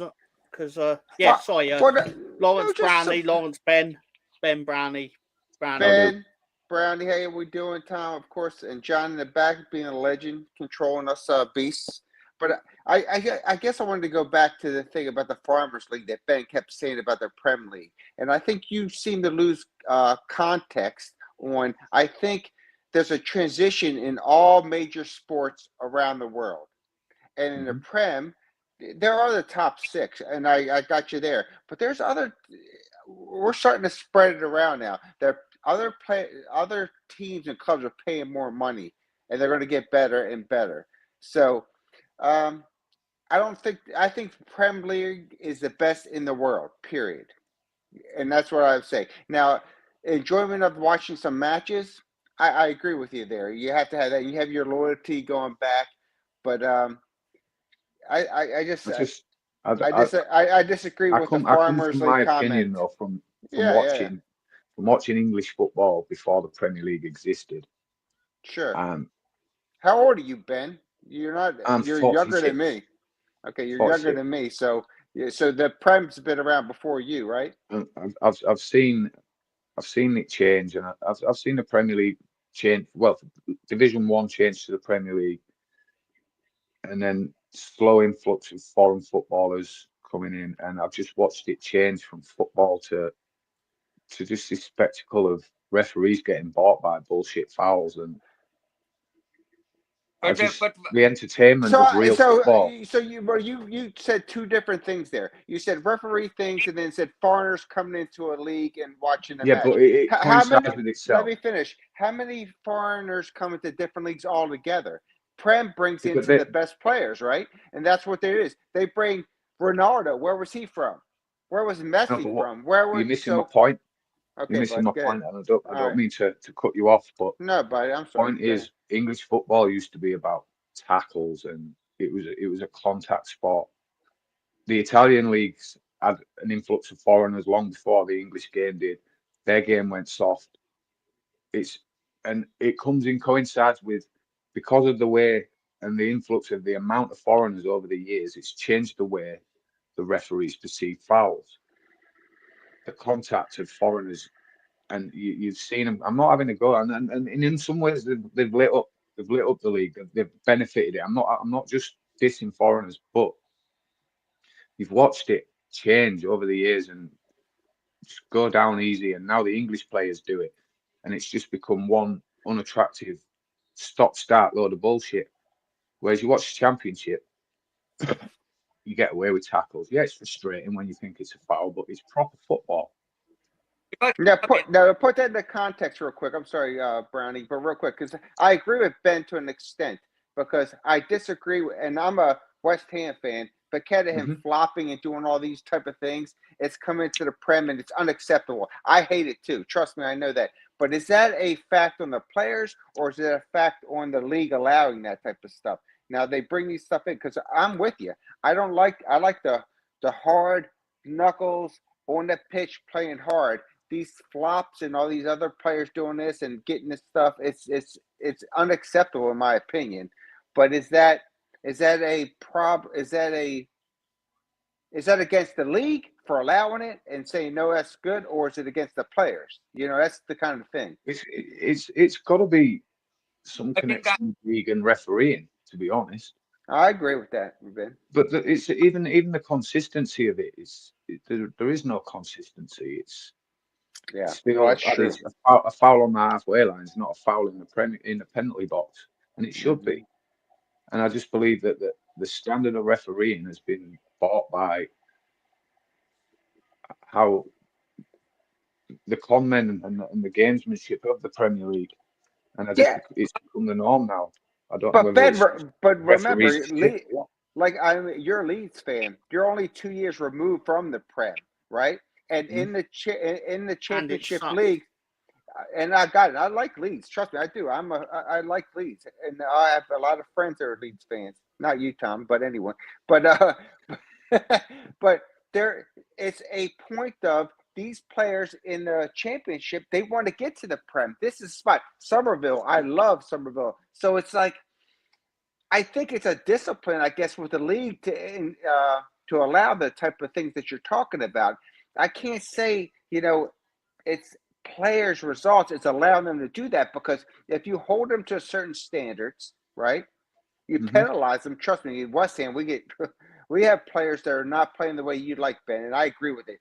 We get yellows, we get cheap calls, falling, flopping, and I don't like that. But it's like, we have to have, as a league and a standard, it goes back to what you said, refereeing and hold us in, and then that would temper it. If you allow it to happen, it will exist, right? And I think that's a problem. I mean, maybe you're explaining it, and that's why I agree with you. But I've just watched it change, and also the money in the Premier League doesn't benefit the English pyramid of football. The gap is so huge in talent level. There's an order in football, in English football, and it sort of stops at League One, because you'll get Peterborough who have occasionally produce a class players, that's better than the Championship fringes. So you'll get an order of like Brighton's, Crystal Palace's. They'll pick all West Ham's. They'll pick all the Championship best players, blood them, and if they're good enough, then the Vultures pick them off you. And the teams, any team below the Premier League, just can't. The reason that they chase the Premier League is to be financially sustainable, because you've got 3 years basically. Yeah. If you're a parachute team, to get back up, and if you're not a parachute team, then you've got maybe a 2-season buffer where you throw a lot of money at it, and if it don't work, then you reap the punishment of that for the next 6-7 seasons, and it's not right. Fair show, Ben. Right. Sorry, Brownie. I'm just going to say hello to some people. Then I promise we'll go to whatever you've got to say. Nothing I'm personal. sorry, Brownie. Want to say hello to Stacey, Mum Overlord, and Jess with Jess's football channel. Jess Talks Football, where basically it's Ron Seals, what it says on tin. They talk football. We'll say hello to Moss and Miss Molina. Hello, good to see you. I see Canada 1, Junior Hoyet scored in the 81st minute. Brownie, go, please. Sorry. Yeah, no. My favourite, Maradona, right? You're cutting out, mate. I think you need to repeat what you just said, sir. My favourite footballer of all time is Maradona. Okay. Mm-hmm. What happened and why players are acting like they are today is because the rules in the 90s, in the late 90s, basically protected the strikers more. You couldn't go in. You can't go tackle from behind. You can't go 2-footed. Whereas before the 90s, as long as you won the ball, that was a fair challenge. So it was that type of protection for the strikers, which has basically opened up a real tin of beans, basically. The tackles in which Maradona would put through week in, week out, I can guarantee you, I can't prove it, but I can guarantee you, Ronaldo or Messi were taking those challenges week in, week out. Neither of them would have lasted until they're 30 years old on a football pitch. Agreed. And it's that kind of cotton wool effect over players, which has damaged the game in the longer term. Regarding the foreigner, many years ago there was a 3 foreigner rule, where you could only have 3 foreigners in the UK team. Yeah. That did, in my opinion, that always benefited the national teams within the United Kingdom because of it. But it did also, there is also a link that, there wasn't so much play acting as it is today. Yeah. You've been kicked and you go down like you've been shot. 100%, Brian. There's play acting everywhere. And I think that's what's ruined the game. And it has. I agree, Ben. Totally agree. It was with a combination of the challenges were allowed to be much stronger, and also the 3 foreigner rule. I remember when you never used to see the physios unless you'd been in a 2-footed tackle and you had blood coming out of your head or something. Now the physios are on every 3 minutes. It's just put water on it or twist a leg round and see if it moves okay, while they laugh and joke to each other. How much time is this taking up? And it doesn't matter how much injury time you put on, because they still carry them tactics on in injury time to break up the play. I'll tell you the one rule in football that I despise. Why did the 6-second rule go away? Because basically goalkeepers now have a license to basically knock 2 minutes off the clock just from catching the rule I don't agree with. Why don't the keeper have to go off when he's injured? Yeah, where's that? Oh, that'd be an interesting thing, Ben. Imagine that. If they do the injury there and they have to go off for 15, 20 seconds, who's filling the gap? That's interesting. Hey, Tom, that 6-second rule. Wait till sorry, John. Sorry, carry on, John. That 6-second rule, isn't that like your sex life? Getting advice from Mr. John. Tom the Duck. I ain't gonna go into that. I wish it lasted that long. Why I did the wish it referee lasted that long, lads. Wait until the 88th minute to book a goalkeeper for time wasting. If you booked him in the 50th minute when he starts doing it, he ain't going to carry on for the rest of the game, is he? Yeah, you got it, Ben. Because there's so many times where you can see it's so obvious that they're wasting the clock. You can see it, and it gets so annoying. Now it's great if you're winning, but if it's not, but it's got to be a fair play, right? You got to have something where they're not allowed to do stuff like that. But this is one point where I do think the argument is quite legitimate when people say, look, try and push former players into becoming referees after they finish their career. Because, listen, I was only on schoolboy forms as a teenager. But even then, you know when someone is really injured or if they're not. Yeah. I think the referees know as well. Yeah, they've been doing this years, man, and they're still bought by the same shit. They act accordingly. Okay, no problem. You injured? Right, get the stretch on, you're off. And you wait until my whistle to come back on. You know? I'm a massive advocate as well as we should have English referees in Italy, Italian referees in France, German referees in England. Then you've got no allegiance to the teams you grew up supporting because they grew up supporting teams. Referees, right? I personally know a former Premier League referee. I've mentioned this to Tom before. I personally know a former, and he ended up being banned for 10 years from football, right? Yeah. Because he was a FIFA referee in the end. He went to, it's all publicized. You can just Google it. But he went to referee a World Cup qualifier, Russia against Finland in Moscow, right? Now, both teams needed to win to qualify for the World Cup. The night before the game, the Russian officials took Howard King, his name is, took him out for a meal, a restaurant, and a few drinks. Now, Howard being Howard, got a few drinks down him. After a while, he spotted a woman who was giving him the eye.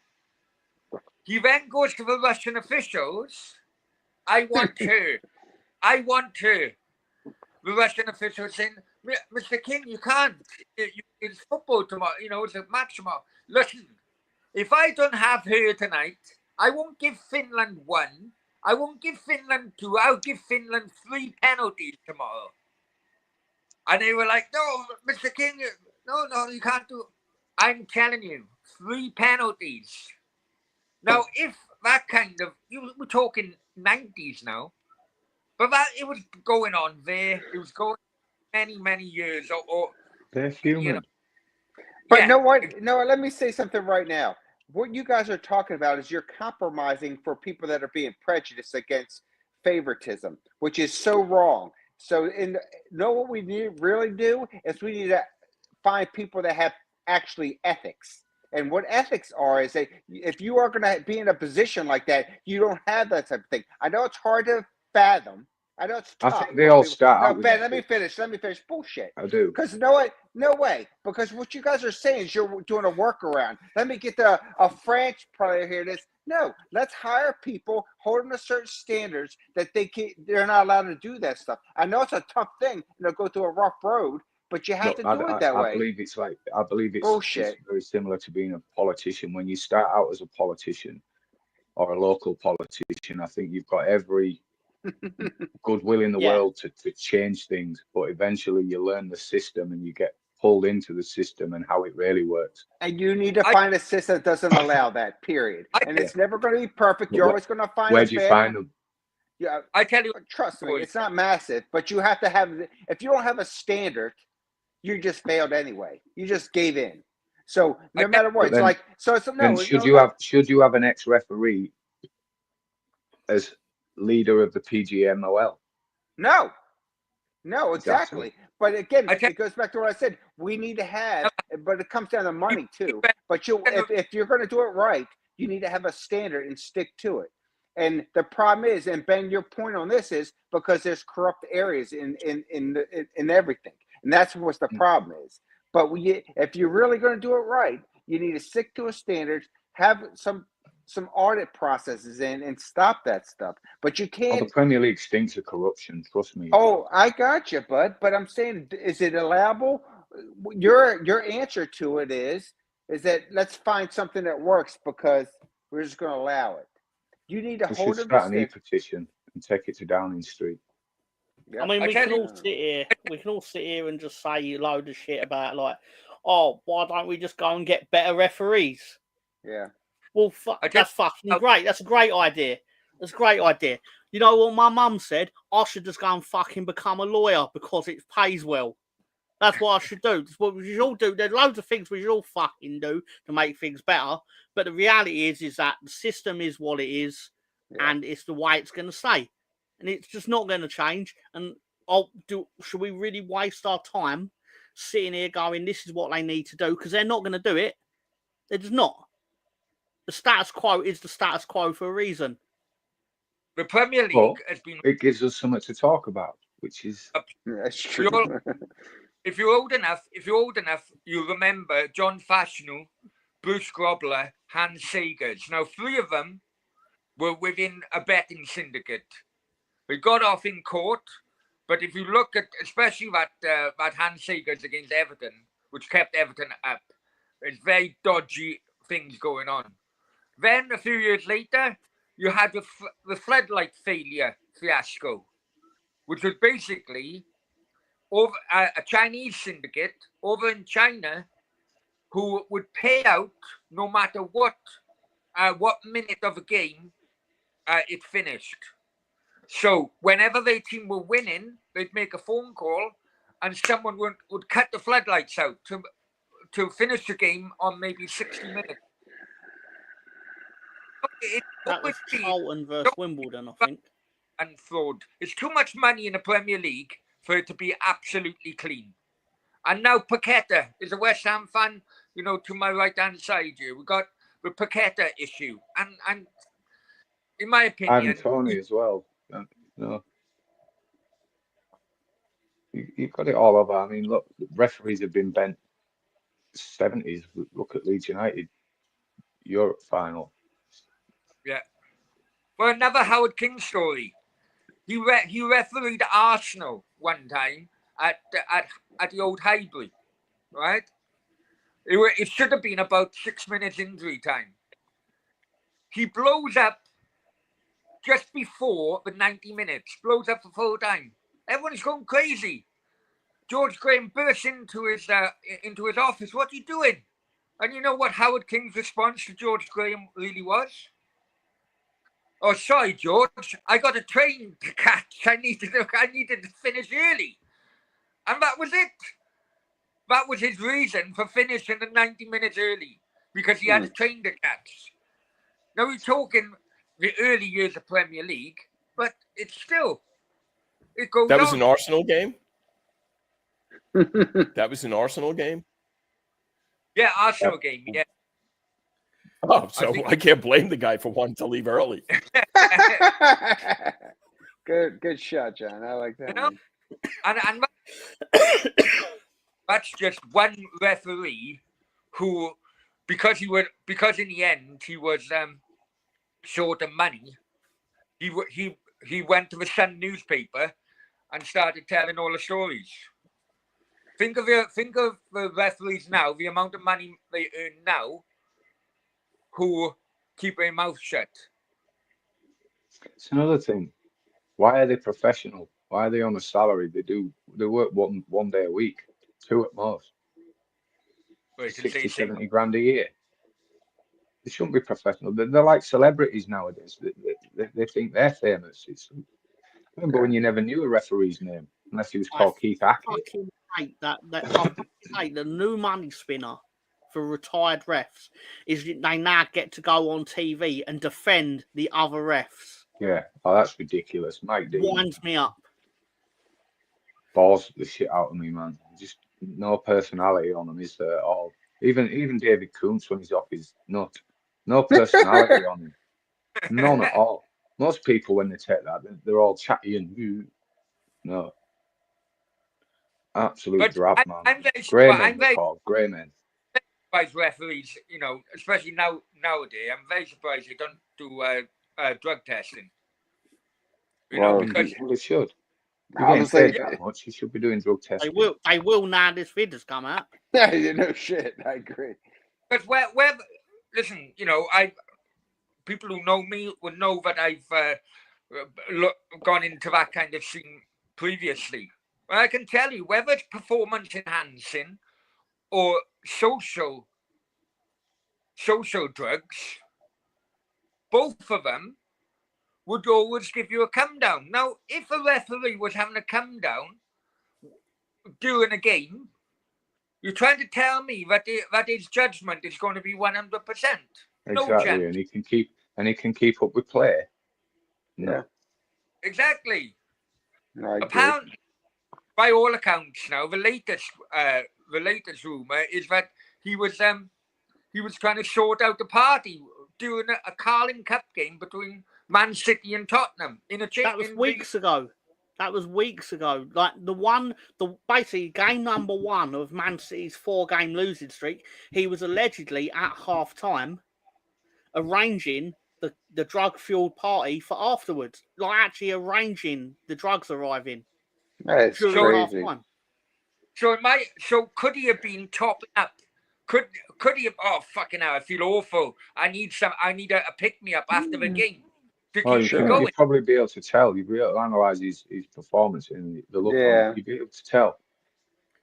He was right about Jurgen Klopp. Now you know what you're looking for. You'll be able to tell.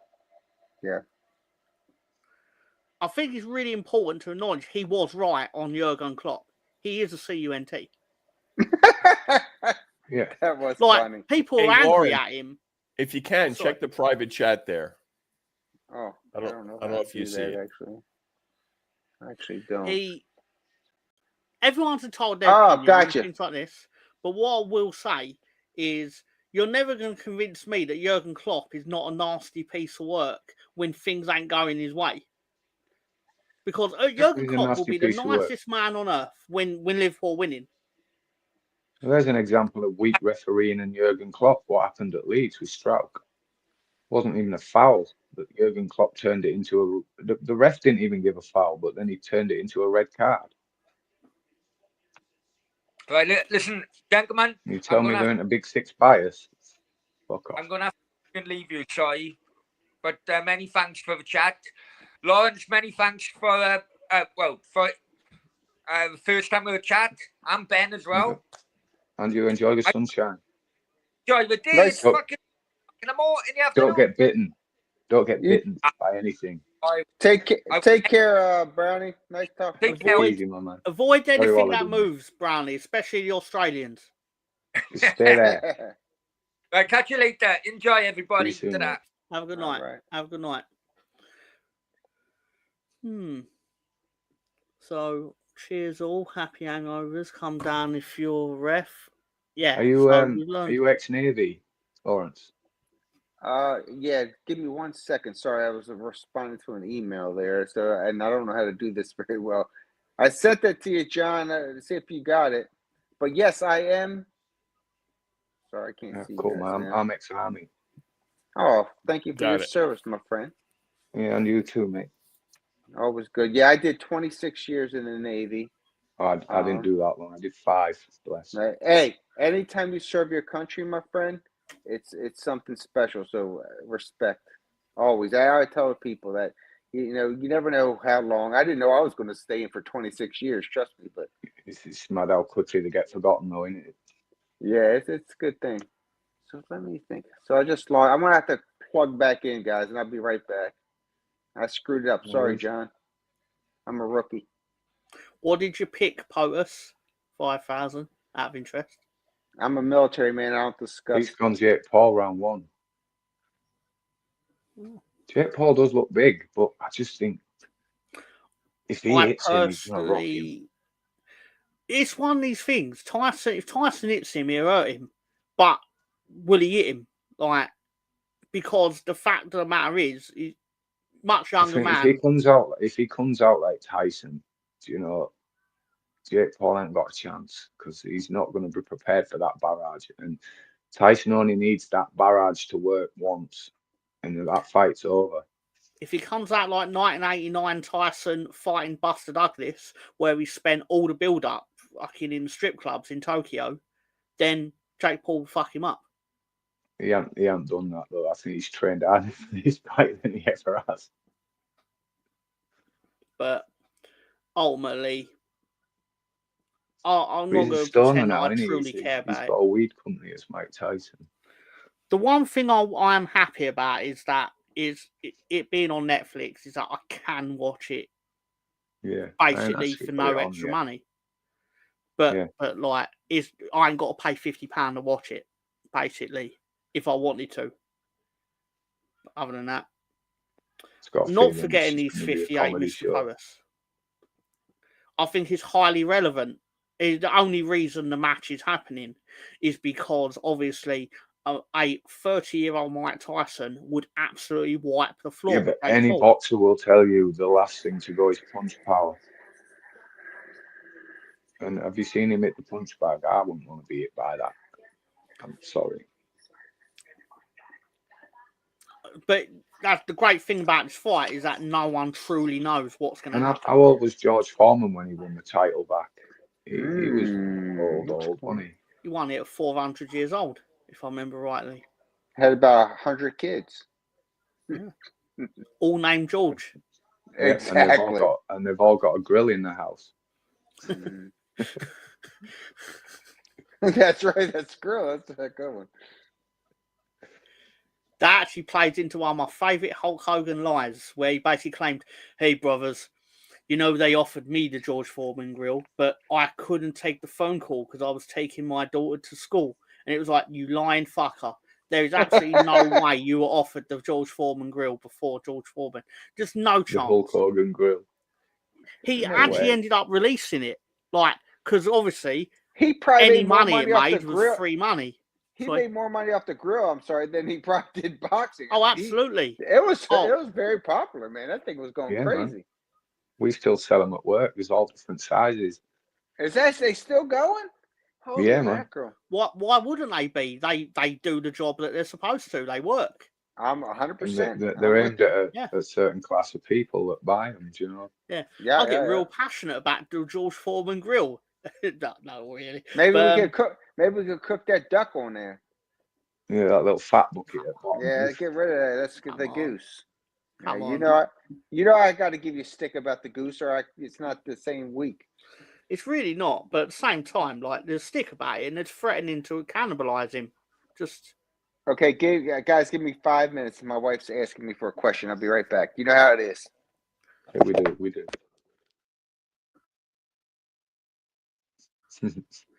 Definitely going to provide. Trick 1. And it's always a good start if you call him a trick. Just say hello. The first hurdle is actually saying something. Hello. Anything. Well, it's me you're looking for. I mean, there's some places where you would get away with starting with Lionel Richie. You notice I only said a snippet. I couldn't go any further. Of course. Mr. John, Director John would not be getting paid this month. Of course. Copyright law, very important. Imagine a top Premier League player at 58 trying to play against current Prem player. Or I do imagine Junior Firpo in Championship at 700 years old, just still bombing down that left wing. If you're wondering why I'm constantly picking my chin, it's because I missed a bit shaving. It's a little bit longer than the rest of it, and it's there. Yeah. I still think it's going to be Manchester City. I can't see it. Do you know why I can't see it? Because it's an interesting point made by the square ball. Is when Liverpool win the league, Leeds win the Championship. That is true. However, I still think the worst possible scenario is basically Man City will win it, which means we won't win the championship. But we can win the championship. I mean, ultimately, it doesn't really matter in the way that basically, I don't care if Liverpool win it, as long as we win don't concede goals. I said at the beginning of the season, I thought Liverpool had the stuff. I didn't think Man City would be starting so poor like this with the 4 losses. Chelsea coming up there, but yeah, go back to my tape on some other channels. Done. Yeah, man, it's crazy though. It's like, and I don't know, but I always thought that. I thought Liverpool you see had Kyle a good Walker shot. getting beat in races, and that was never a thing. Yeah. So they're not getting any younger. But I've never really thought Ake was great, to be honest. But but still, I don't know. Maybe I'm wrong. I don't watch too many City games, but I always loved seeing Foden. Is he getting enough playing time? Is he injured? What's the deal with that guy? Because I don't see it going on. I think Foden turned out to be everything anyone expected. I mean, the last couple of years, though, Ben, it was like I know he's still got years, but and I'm not dissing. He's a great player, but I think everyone thought he'd be somewhat a bit more. I think now that mantle's fallen to Cole Palmer.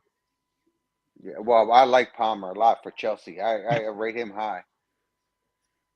And I personally, at the minute, think that City got rid of the wrong one. Yeah, good shout, maybe. I'm trying to find it, but there's a Hey, Tom, there's a can you get off of Pornhub and start watching? No, we're still talking here. No, I'm looking it up. So this league table, Tom, this league table. Quick question: with Chelsea being third, does that mean we're going to see Nagy anytime soon? I think we'll see him as soon as they hit the top spot, which means we'll probably not see him for another 7 years or something. But in 1998, this was double checking, AIK won the Swedish Professional Football League while scoring the fewest amount of goals as every team in the league that season. Crazy.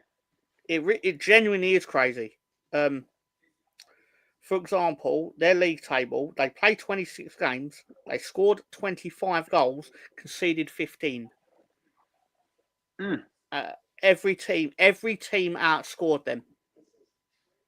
They must have drawn a lot of games. Very interesting point, Ben. Won 11, drew 13, lost 2. Wow, that's a lot of draws. Yeah, it's a good shot, Ben. Yeah. It's enough to win in a 26-game season, allegedly.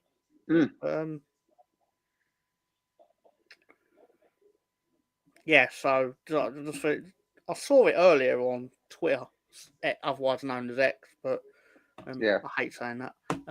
I do too. I hate how do you say that? 25.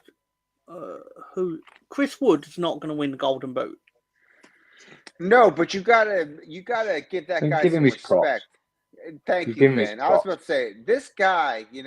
He was a couple years. They were off the bench. I always rated Wood. Always rated him. And now look at it. Wood's got like 8 goals this season. You've always liked Wood, have you? You've always liked Wood. See, that was easy. That was so easy, Tom. I gave it was like a volleyball. I popped up to you and I said, "Oh, I like Wood." Oh, So you're welcome. It's very easy as a Leeds fan to be anti Chris Wood, but I'm one of these, right? I'm not anti him at all. He did all right for us. He did. Tom don't like Wood. I think there's more to him leaving than what we Wood's know, had its as there moments. always is. As there always is. So I'm going to give him his props, man. He's doing well. He scored 1 in 2 goals. He scored 1 goal every 2 games for Leeds United, which is very good. And he was very good in a middling championship side. He's a good striker, big, gets in the right position in the box at the right time and makes it happen. And I mean, I'm glad he's finally getting his props because he's really I'm West Ham, so but I've watched him and I always rated him. The simplest thing I will say about Chris Wood is that he has definitively proven the big man up front, no matter how fancy the game of football gets, no matter how fancy it gets with like the passing and like the short passing and stuff, there will never be a truly out of fashion punting the ball up to the big lad up front. It will never go away. 100%, Tom. 100%. Being a big fella in football will always. He Always could be works, terrible. right? There will always be a team that takes a chance on him. The fact of the matter is, his goal scoring record has been good, but he's obviously been an unfashionable player. Yeah. So obviously everyone laughs when someone buys Chris Wood. But the fact of the matter is, there will always be a team at the lower end of the Premier League that will go, you know what? Why can't we stick Chris Wood up front? Where's Forrest ranked right now? I know it's not the best, but he's had a great third, right? 8 goals now, and Forrest is in the top 5, right? So I mean, his 8 goals. I think I was doing some research on it when they were playing West Ham. He has 80% of their goals. You know what I mean? And for a while there, when he was in the Prem and he wasn't starting. Now the new manager comes in for us like this guy's a gold mine. But he's like another guy I think that I've noticed that you have a guy that hustles his ass off for 60, maybe 70 minutes, and if he's done well, you pull him off because his energy's gone. And I've seen that with Wood. But I mean, Vardy's a different gravy. I'll say that. Yeah, but the only reason Leicester are in the Premier League is because they could bring Jamie Vardy off the bench in Championship games. Yeah. Only reason they got promoted because he would come on and then score. Yeah. Now I like nice one. Who did that? Oh, all right. Got John. Classic. I'm surprised he never went from Burnley to West Ham. I tell you what, when we had discussions, I wanted him. When we have our West Ham discussions and chats, I thought it was West Ham is a jinx when it comes to strikers and forwards. We have bad luck for a long time. So can you confirm for our audience? Business in a lot of years is Jared Bowen. Oh, I love Jared. He's the guy. He's right now we're lost, but I love Bowen. So could Lawrence confirm for our audience at 2:13 a.m. that he wanted Wood? Well, that's why I went and met my wife. No, I'm just joking. That's not PG. That's not PG.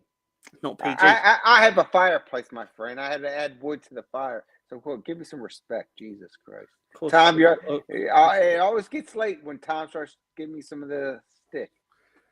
Yeah, but that being said, I'm gonna kind of wrap this up because, with respect to you, gentlemen, it's 2:14 a.m. and I want to go to bed. And oh, good. Thank you for having me on. That's not a problem. But also, people want to watch some boxing, I suspect. Bix gonna wants to watch some boxing, I imagine. You gonna be watching the boxing, Ben? Yeah, I'm gonna turn it on in a minute. No problem. I don't really want to watch Director John, there's a chance that we can end this charade tonight, so that's the only reason I'm watching it. It is a charade. I agree, Ben. And I respect that. I like our banter going back and forth, so I respect you, buddy. Okay, it is what it is. Now, of course you are, Beers. Money making fella. Yeah, it's great to have you, Mr. Potus. Always get nice to meet you, Lawrence. Nice to meet you, Ben. Always just naturally just want to go. I just want to call him President of the United States, but because that's what the acronym is, I imagine. But anyway. Thank you to Lawrence for joining us. Thank you to Ben for joining me at the start, basically. Even though I start, I mean, he fought his way in, basically, and kicked me off the show briefly. No problem. Director John, thank you. John's always good. John, this literally doesn't happen without Director John. And I mean, in the literal sense, because I don't have the Stoop password to do the StreamYard. So basically, we are beholden to John, the omnipotent God. He really is the omnipotent God. So I can just keep this baby going as long as I want. You absolutely can. But no one there. You'll be on your own, yeah. I'll be here. Are the That's John. Are the Rangers playing tonight, sir? No, sir. They played last night. They played last night. Yeah. Hey, John, how them Capitals doing? I don't know. How about tell me? They're doing very well. I think it's the hottest team. Yeah. Who? Yeah. And we got Who are these? We're talking Who's hockey. this new club? There's some hockey club. Utah Hockey Club. Utah Hockey. They got to work on and the the name. team that beat us the other day, the Sabres. Buffalo. Buffalo Sabres. Buffalo Sabres. Oh, they kicked our asses. Yeah. Jimmy. It's embarrassing. I thought that was like Leeds getting beat by Wrexham or something. That's what I thought that the equivalent of that was. I like when the Capitals are doing well. Yes, they are. And I loved Ovechkin and Lundqvist battling. Yeah, now you're talking some stuff. Yeah, he scored against us, didn't he? Yeah, he always does. He's an older guy. He is. Yeah, he almost scored against everyone by the sounds of it. They looked good though, Winnipeg. They did look good. The good news is I'm very glad that Moss has turned up because before we went, I just wanted to congratulate Jesse Marsh for bullying Suriname 1-0. So congratulations to Jesse Marsh, the golden fraud of Canada. And yeah, that's the thing that happened. Congratulations to your Moss. You did win, but I'm still not going to give credit to your coach because he sucks. Winnipeg. Oh my God. Likes talking. Jesse Marsh loves the sound of his own voice. Even more than I love the sound of my own voice. You guys know you miss Jesse. You miss Jesse. No, Jesse Marsh has the Jesse Marsh sat now. he's Canada's team now. He's like, guys. That's only because the US didn't want him. That's true. That's a true statement, Ben. I got too much stick. It wasn't bad, but all right, guys. Nah, they'll be all right. They'll be all right. I mean, he's very lucky that he's going to get him qualified for the World Cup. He'll do well to get him qualified for that World Cup. Yeah, but it's like there's that many spots now, so yeah, well, they're the host, so it doesn't matter. But he'll claim it as he got them qualified for the World Cup. Of course he will. Of course he will. He'll be like, man, I took Canada, dudes. My positive vibes. I got vibes. That was nice. Tom's American accent. I liked it. Where is he from? Do they play penis ball then? Jesse Marsh is from. I know Denver? He went to Princeton because is he from Denver? Moss Denver. tells me all the time. I have no clue though. I think Denver, but according to it's not Yale, Wikipedia, he's from Racine, Wisconsin. Oh, he likes the cheese. He likes the cheese. And he played for the Princeton Tigers. Oh, so he's very intelligent. He went to Princeton. Princeton's a very good college, university. I mean, to be fair to him, he did have 7 seasons and 200 league appearances for the Chicago Fire. Have you seen the Family Guy with Tom Brady? He plays the London Silly Nannies. Yep. That's how I can imagine the Princeton. That's my favourite Family Guy episode because that's the one where it actually starts out with Stewie opening a bookie, and he basically he got it, or I can't remember which way round it goes, but basically it ends with him owing Brian money, and Brian blowing him off and not giving him the money.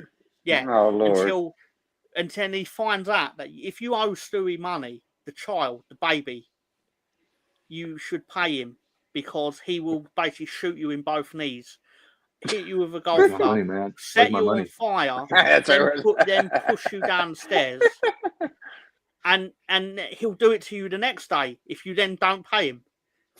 And then if you actually try to hide yourself from this child by putting a fake moustache on while he's setting you on fire, he will ask you how much you paid for that fake moustache. Oh, $7, huh? But you ain't got $7 to give me my money. Where's my money, man? One of my favourite things.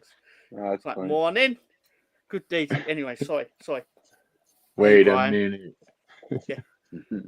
Good day to you, sir. Morning. Anyway, yeah. So we'll come back next week where we talk more Family Guy episodes. They're all Brian Stewie ones because they're the best ones. They are the best ones. Sorry. The sad part is next week we won't be able to talk about Prem because break. international break, so we don't have anything to smack about. Everything's going to be off for a week. So that means you can join us on our show where we will talk about Leeds, because there will have been a game by then. And like I said, I'm a big Leeds fan because I got it with a lot of good friends of mine. So I'm a Leeds supporter. I don't get to watch it much as I should, but I'll respect the Leeds. Thank you. Lawrence, do you like comedy? Of course I do. Look at me. Do you like poor comedy? Okay. Okay. At first you'll I thought find you said, a lot of that on Sundays.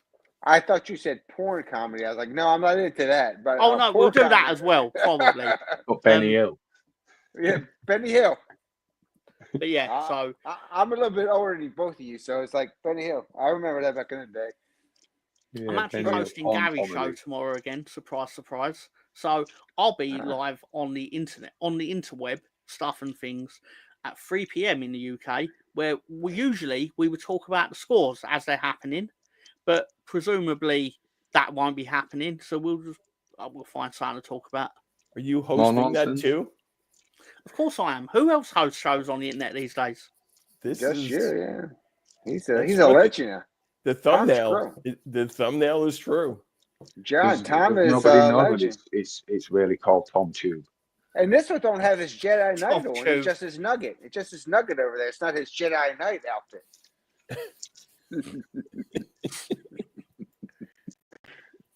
Wow. Yeah, Rosie is smart. Rosie she's smart. Always there. But yeah, send me the link. No. John, definitely do not Google that and then put it on the air. I would genuinely suggest you do not Google that.